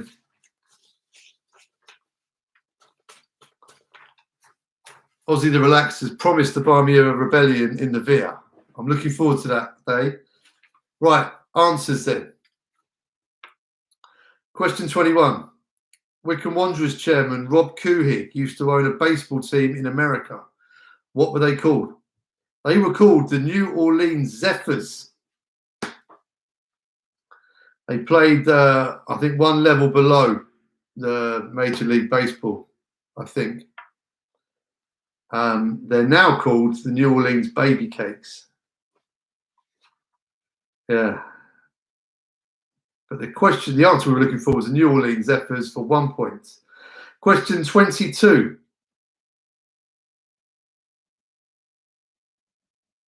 How many different players played in goal for Wycombe during the 2015-16 season?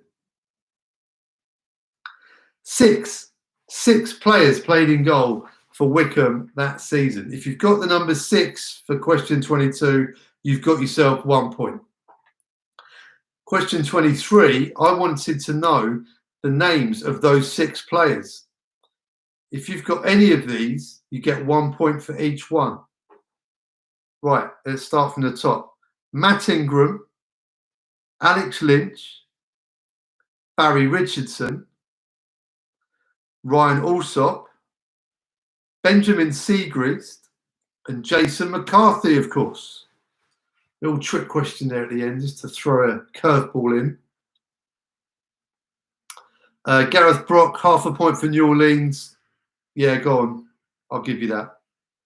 And anyone else?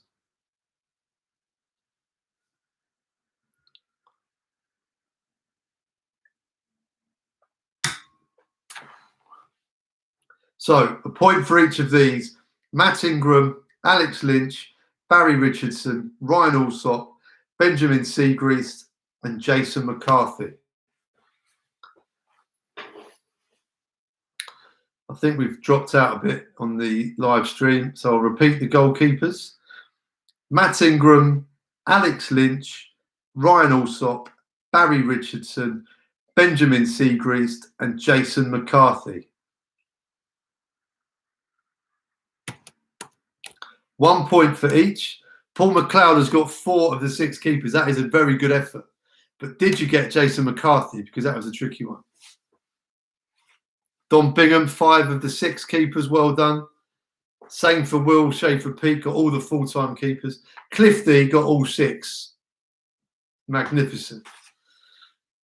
Half point for the Zephyrs as well. If you just put the Zephyrs for the baseball team, that's also a half point. Pete Kuhig says that's a terrible ruling. It's my quiz, Pete, my rules. That's how it is. Right, question 24. In May 94, Wycombe took part in the Evening Standard 5 tournament at Wembley Arena. On the way to the final, they beat Chelsea, QPR and West Ham to reach the final. In the final, who did they play? For 1 point, Wimbledon. Premier League, Wimbledon. I think they were still then. Maybe Championship. Stuart Castledine played for Wimbledon that night. Of course, Wycombe won. They beat Wimbledon in the final, 1 point. Wimbledon is the answer to question 24. Stephen White is on a roll. Good stuff. Booking for descent for Kuhig Jr., says Tom Hancock. Question 25. In the second season of Netflix stock Sunderland Till I Die, which former Wycombe assistant manager can be seen advising the Black Cats chairman Stuart Donald not to break the bank on signing Will Grigg? That is, of course, John Gregory's former assistant, Richard Hill. If you've got Richard Hill, you've got a point. Well done. Tremendous scene in that documentary. 3 million rising to 4 million for Will Grigg.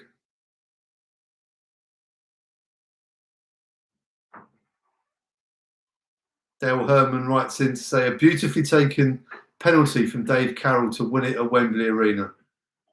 Fantastic scenes. Recapping on the 5s, we are still the reigning champions, having won it in 94 and 95 before Evening Standard pulled the rug on the tournament to stop us winning it for a 3rd time in a row. The trophy is still in the cabinet at Adams Park.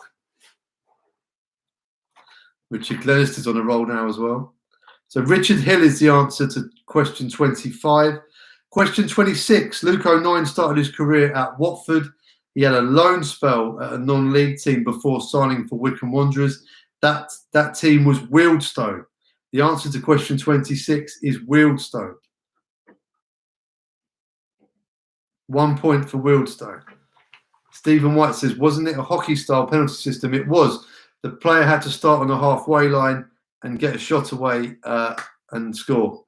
And the keeper could come off his line, etc. I think Jason Cousins scored the winner, possibly, if I remember correctly. Dale Herman says Dave Carroll. Dale knows everything about Wycombe, so maybe he's correct. Luke O'Nien started his career at Watford. He had a season on loan at a non-league team. That was Wealdstone.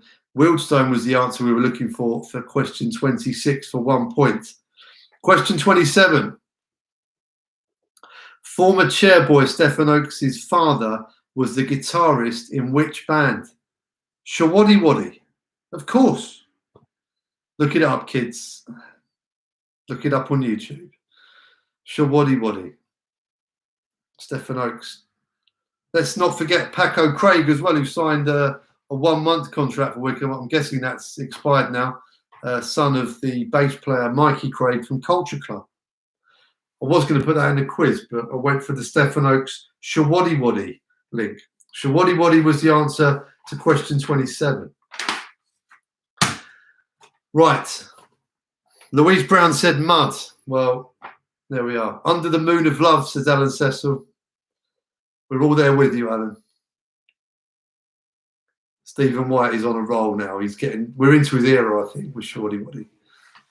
Rachel Gurney's coming back strong in the second half. Pete Kuhig wants the maths question. He's gone ice cold here. Right, let's get this done by 10 o'clock because Archie's got to go to bed. Maths. If you take the amount of points Wycombe currently have in League One, add the squad numbers of Darius Charles and Matt Bloomfield, and then divide the total by the amount of stands at the Kassam Stadium in Oxford, what number do you have? Right, here are the workings. 59 points for Wycombe, plus the shirt number of Darius Charles of 21, plus the shirt number of Matt Bloomfield, which is 10. That gives you a total of 90, divided by the amount of stands at the Kassam Stadium, which is 3. That gives you the answer 30. The answer I want for question 28 is 30. If you've got 30, you've got 1 point. 59 plus 21 plus 10 divided by 3 is 30. Pete Kuhig, 30. And that's why he's the financial officer of Wycombe Wanderers.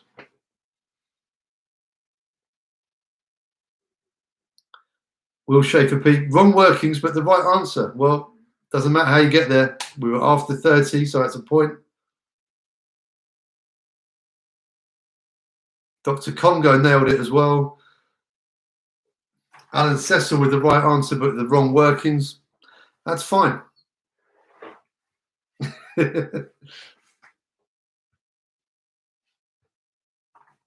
Louise Brown, our resident maths teacher, right workings, but wrong numbers. Well, there we are. Right, the kit question. I know this has been driving a lot of you mad. Wycombe returned to the Quarter Church in 1990. Which kit manufacturer is missing from the following list? Brooks, Vandenel, Mitsuno, Avec, ProStar, Kappa, Kukri, O'Neill's. We wanted the kit manufacturer from 2009 to 2011. It was Joma. If you've written Joma, you've got a point. Well done.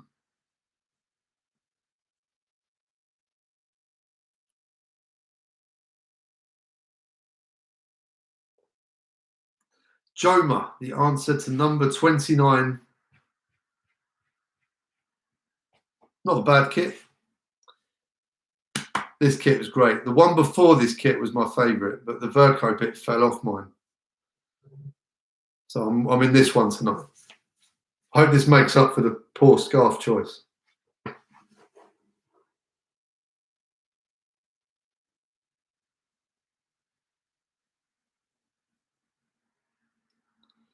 Apparently I'm murdering the pronunciation of Mitsuno. It's a golf thing. I'm glad I don't pronounce it correctly. It was a terrible kit. The worst kit in Wycombe's history. They should never have been near our club. Tracy got Joma, the best made shirts ever, by the way. There we go. Right, question 30. Cult goalkeeping figure, Sieb Dijkstra, probably pronounced that wrong as well, had a short loan spell at Adams Park in 1996, making 13 appearances. What nationality is Sieb Dijkstra? He's Dutch. Of course he is. He's Dutch. The moustache and the mullet was a giveaway. He's Dutch. 1 point. Question 30. Dutch, COYB Dijkstra.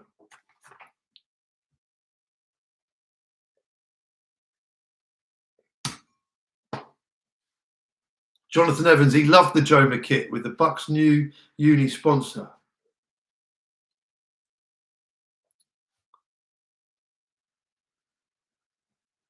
Adam Cecil, he's even got one of those shirts and didn't get it right.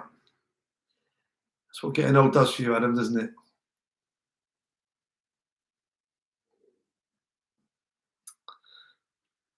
Right, question 31. What was the average attendance figure at Adams Park last season? Was it A, 5,109, B, 4,853, C, 5,342, or D, 19,500?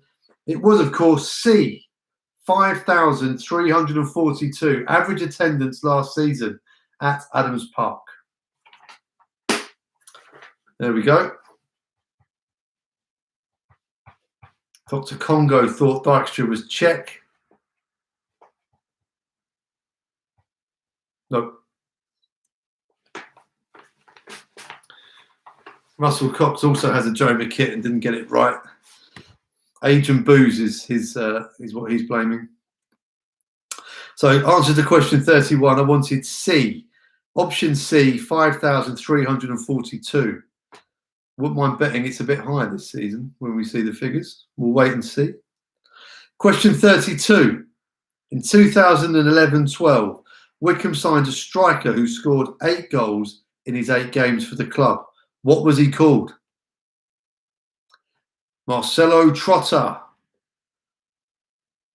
What a great player. Still only 27 or 28 years old, I think. Playing in Italy now, his homeland. Hope all is well with him. Tough times in Italy. 8 goals in 8 games. Marcelo Trotta. 32. Billy the Swan writes, he comes from Italy, ... We'll leave that there, I think. It's a family show. Rodders, as he was often known as well. Rodney. Will Schaefer Peak fell for the bear trap that I laid by putting Paul Hayes. 6 in 6 for Paul Hayes on his initial loan spell, Will. Andy Rogers is losing very badly to his daughter Sophie, who's now been called Stato. Nothing wrong with being a Stato. 33, question 33. Firm friend of Wycombe Wanderers, Derek Adams, blamed what on a run of 3 straight midweek defeats whilst managing Plymouth Argyle? The answer here, and there were many options, but the answer I was looking for was that Plymouth's kit was too green, meaning it was blending in with the pitch and the empty seats, of which there are many, at home park. So 3 straight midweek defeats by Plymouth Argyle. Derek Adams blamed the fact that Plymouth's kit was, to which point Plymouth had been playing in green for over 131 seasons. Let's not forget as well, the season before, Derek Adams, after a defeat at home to Cambridge United, where a defender slipped, gifting a goal to Cambridge for a late winner, he blamed the algae on the pitch on that occasion as well. So if you put that, I might give you half a point. But what I wanted to know was, the answer was the Plymouth kit, their green shirts, was the correct answer to question 33 for 1 point. Oh, I think I've caught Dale Herman out with that one. I'm having a drink for that, definitely. Well done, Dom. You got that, Dom Bingham. A keen studier of Derek Adams, like me. Dr. Congo said he assumed that he blamed Wycombe, which is a fair answer, but no points on this occasion. Dale went for the algae bear trap. Spent a lot of time on these questions. Right, question 34. Wycombe beat Plymouth Argyle in the league at home park in 2015-16, despite having Barry Richardson in goal from the 12th minute. Who scored Wycombe's winner that day and how many minutes injury time were given at the end of the first half? 2 points available here. For 1 point, Gozi Ugwu, 3rd minute winner for Wycombe Wanderers in a 1-0 win at home park. Gozi Ugwu.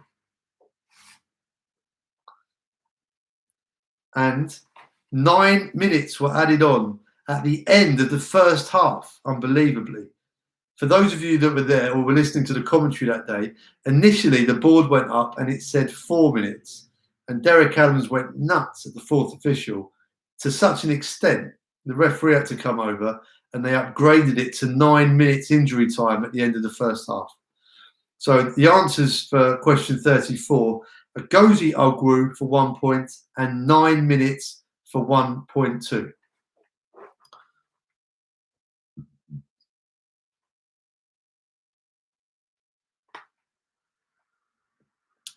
One Tooth Archie said, we should never have sold Gozi. He was the most natural finisher we ever had.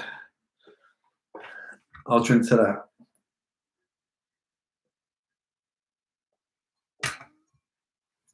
What was the Adams excuse that day? Right, Tom Hancock. That may be for another quiz.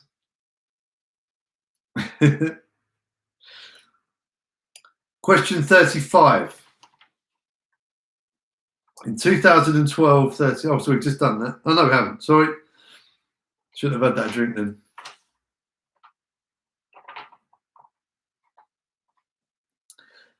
Question 35. In 2012-13, Wycombe were losing at home to Bristol Rovers when a lightning bolt struck the away end, causing the game to be abandoned.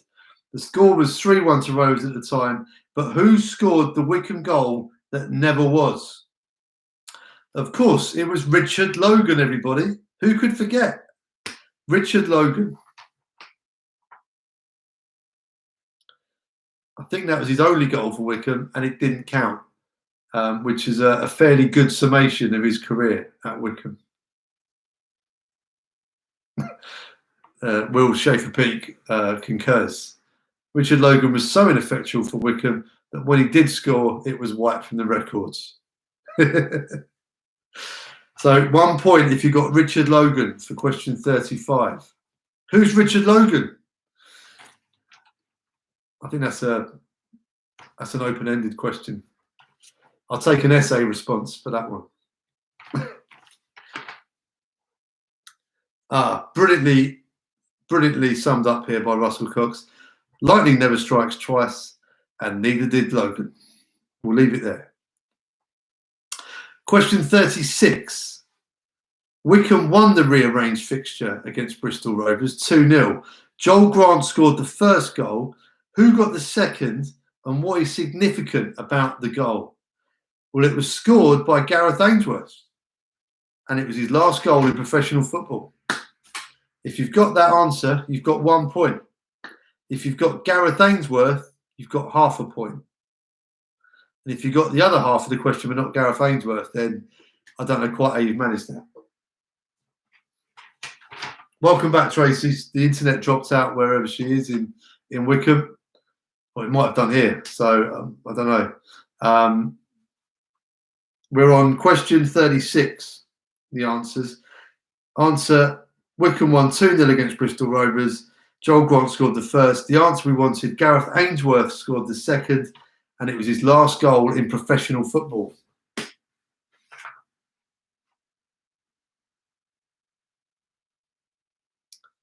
Will Schaefer-Pick says, only goal by a player manager for Wycombe.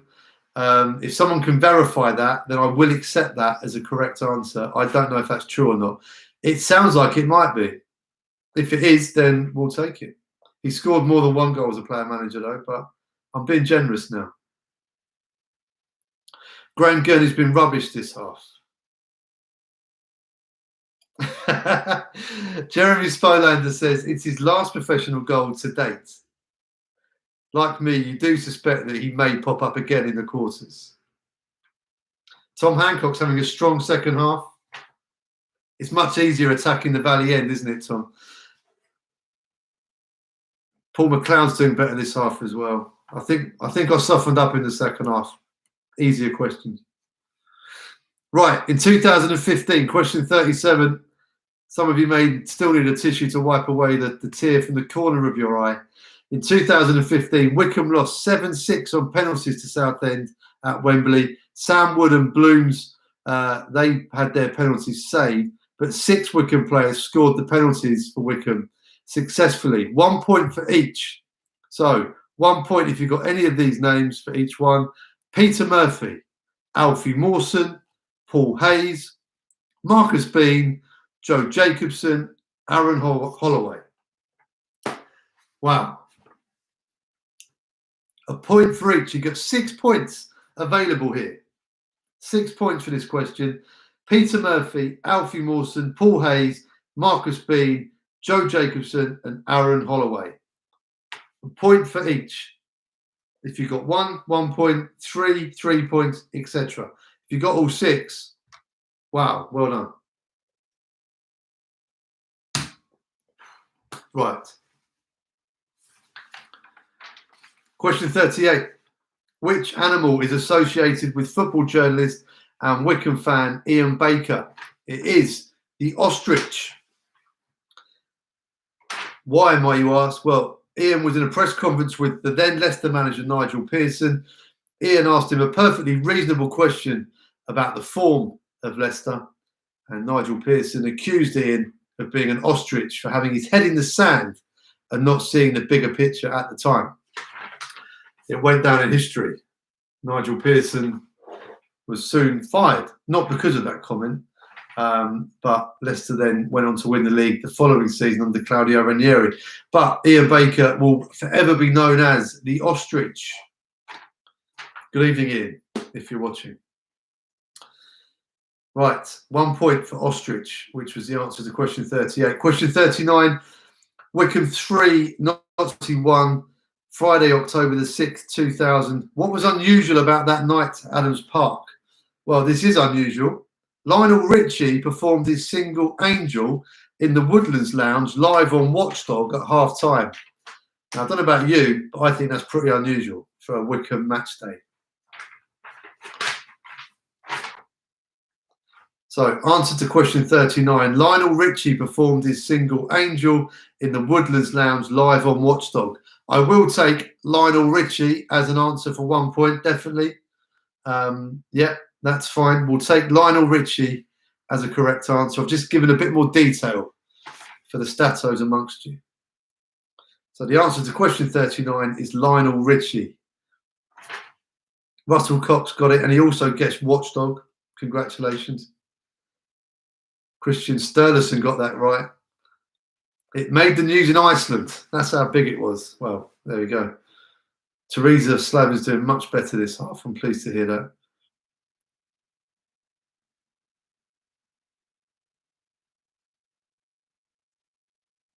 Dale Herman says we should never speak of this again. I'm guessing he's talking about the penalty shootout and not Lionel Richie. Or both. Who knows?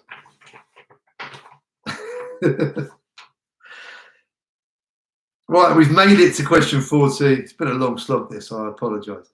The opening goal of League One saw Wycombe beat Bolton 2-0 at Adams Park. What was the starting 11 for the Chairboys that day? 3 points if you get all 11. 3 points if you get all 11. 2 points for 8 or more. 1 point for 5 or more. I'll do it as if I'm on the radio again, just for those of you who are missing match days.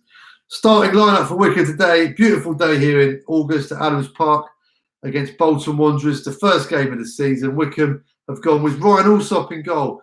A back four of Jack Grimmer, the skipper Adam El Abd, Anthony Stewart and Joe Jacobson. A midfield three of Dominic Gape, Matt Bloomfield and Alex Patterson. Up front, Adebayo Akinfenwa, Paul Smith for his debut and Alex Samuel.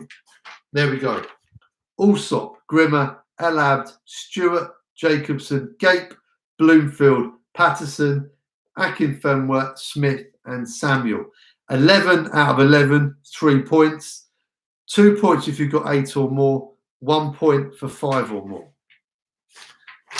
The second half was out of 33, which gives us a total of 57. So if you can put your scores in, we'll read out some scores. I might open another beer. Jonathan Evans, 10. He put Cedo rather than El Abd. El Abd is the curveball in this question.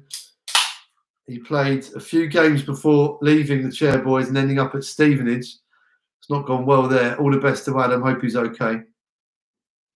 Right, the scores are coming in. Alan Cecil, 16 out of 33 in the second half. Clifty, 39.5 out of 57. That's magnificent. Tom Hancock, 32 out of 57. Langers with 27. Will Vince, good evening, Will. 35, that's an excellent score. Paul McLeod, total score of 34. 1, 2, 3, that's finally your second beer. I know, mate. I should have had a few more.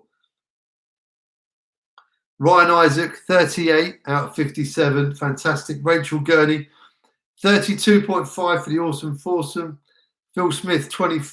I missed that. Jack Seymour, 21. Dr. Congo, 23, blaming the algae. Richard Glenister, much better second half. Rory Stringer, 21 out of 57 for a youngster, Rory. That's pretty good. Amy Lavender, 18 out of 57. Again, your new fans, that's not bad at all. Billy the Swan, 12 out of 57. Extra homework for you. Stephen White, 13 in total. Johnny South, 27 out of 57. Louise Brown, 18 points for Team Mango. Must try harder and eat more mangoes.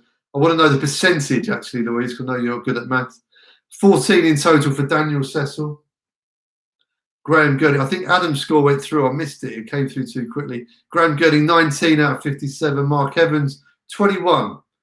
But we've got 12 minutes of injury time questions still to come. I didn't do the injury time ones in the end. But 25 for Russell Cox. Disappointed, he says. I think that's pretty good. David Peaty, 37. Fantastic. Morgan McGee, 25.5. Pete Barnes, 25. Alan Cecil, 29 out of 57. He lost to Adam in the Battle of the Cecils. Matt's been very quiet. I'm guessing he scored highly. Christian, 32. High score in Iceland, he says. Congratulations. 23 for Pete Coohit. Terrible, he says. That's not bad at all for a newbie. Gareth Brock, 37. Fantastic. Jonathan Evans, 21. Makes Logan spell at Wycombe look good. Leon Yerwood, 31 in total. Aussie the Relaxed is on 16. That's not bad. Adam Cecil, 34.5 to take the Cecil crown. Richard Glennis to 16. Terrible, he says. Any score's good. 32%. Thank you, Louise. Team Mango. Andy Rogers, 20 for Andy. 24 for Stato, his 13-year-old daughter. Great scores. Same time next week, says Caroline. Well, we're not doing anything else, are we? Depending on my work shifts at 3 Counties, I will try and do another one. It may not be a Saturday, it may be another date. We'll see. But if people want more of this, then I'm happy to do it. Keeps me busy, and it's also a really good use of my multicoloured biros for the questions and answers, which I normally use on my commentary notes. Paul Lewis, 25.5. He got the Lionel Richie question correct. Michael Glenister, 19. How on earth did so many people get 30 plus? Well, you know, there's some real talent out there today. Stephen White says his second half just about saves him from trying the phone number for Dignitas. Don't worry, Stephen, it's okay. Dave Bassett, 31.5. Graham Gurney, cheers for the quiz. No worries, Graham. It's a pleasure. Great memories, hopefully. If some of you didn't get the answers right, hopefully there were some great memories for some of you. And also for some of you who are unaware of some of the great things that Wycombe have done down the years as well. It's a great subject to write questions about. So, you know, it's a pleasure to do.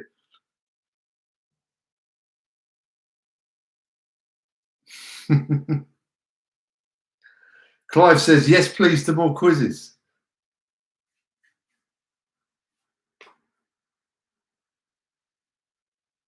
Right, I think there's a few people saying more quizzes. Let's see what we can do. All power to YouTube, because I didn't have a clue how to do this in a week, and we've managed to do it. I think a few of you cut out a few times. Internet problems, possibly at both ends. Internet's having a bit of a hard time at the moment with everyone being stuck at home. Right, I think Clifty's probably the winner, or a winner, because he got late 30s. Anyway, you're all winners really for taking part. It wasn't easy. Thanks for sending all your photos in as well. We'll retweet all of those and all the Wycombe kits, etc. Keep sending them in at Blunt Phil. Yeah. Oh, here we go. A late entry. Dale Herman. He was odds on, really, wasn't he? The bookie's favourite. 38.5 out of 57. I think he's in the clubhouse leader at the moment. Congratulations, Dale. Although I may take a point off for the scarf abuse. I won't, don't worry, it's fine. Russell Cox says, how long will injury time? Asked Lionel Richie. All night long. Thank you, Russell. Fantastic joke. Teresa says, I've forgotten so much. It must be an age thing. There we go. Right, Alan says, thanks, Phil. Avoid Thursdays for the quiz because many do a virtual pub quiz after the NHS clapping. So no to Thursday. Maybe we'll keep it on a Saturday and see how we get on from there. Oh, Clifty got 39.5, so he's the winner. Dale Herman has given me 9.5 out of 10 for my work. The 0.5 has been deducted for the scarf. I will take that from Dale. That's a great score from Dale. No one's ever had a 9.5 from Dale. I'm taking that. Right, okay. Raise a glass to everyone here. Cheers. Up the Blues. Come on, you Blues. And thoughts with everyone who's been affected by this virus that's going around. I know we've lost at least one fan this week to this virus. Take care of yourselves. Keep in touch with each other as well on Twitter. You can always drop me a line anytime on Facebook, on Twitter, if you want to chat about the Blues. Keep in touch with each other. Stay indoors. Wash your hands. We'll get through this, and we'll see each other soon at Adams Park. Hopefully sooner rather than later. Signing off here. This will be up on YouTube, I think, again to replay if you want to relive the whole horror of the quiz. But thank you for taking part in the inaugural Ringing the Blues lockdown quiz. Have a great evening. Happy Easter. See you soon. Come on, you Blues.